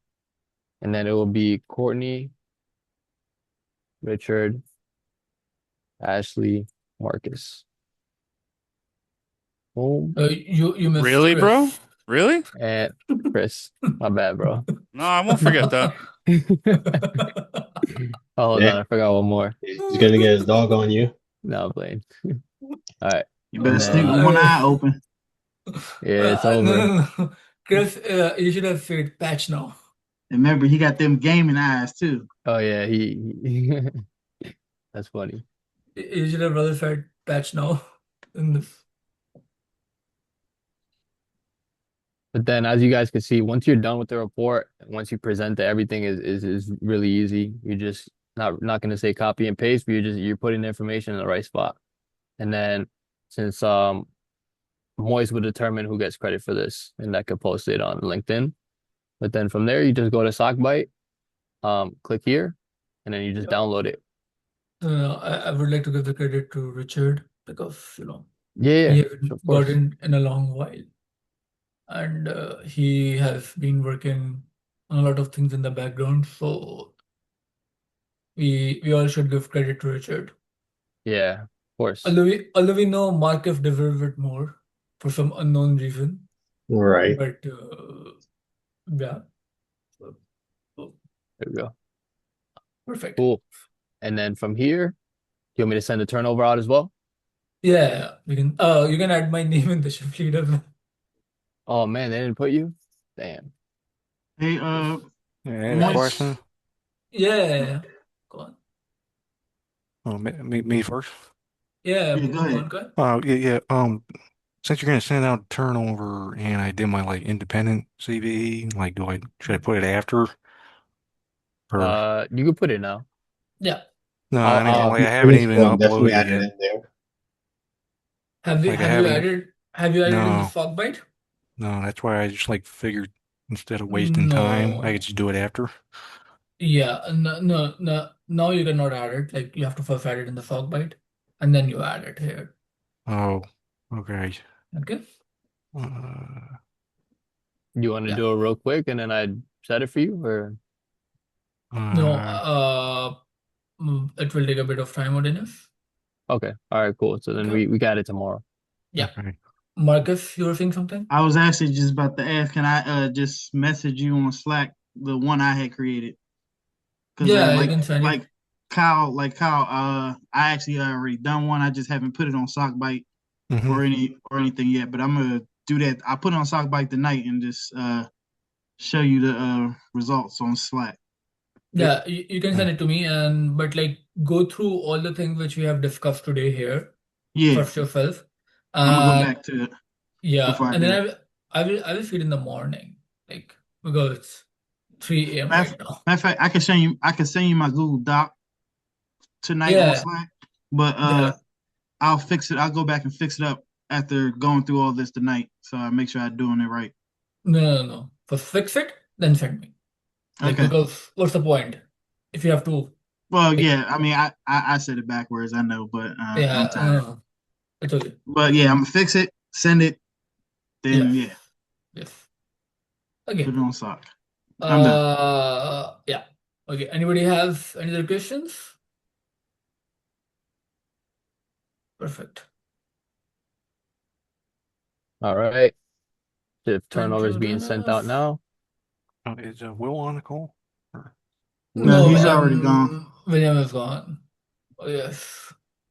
So yeah, we'll see you probably tomorrow or Wednesday. Awesome. Thanks for the breakdown today.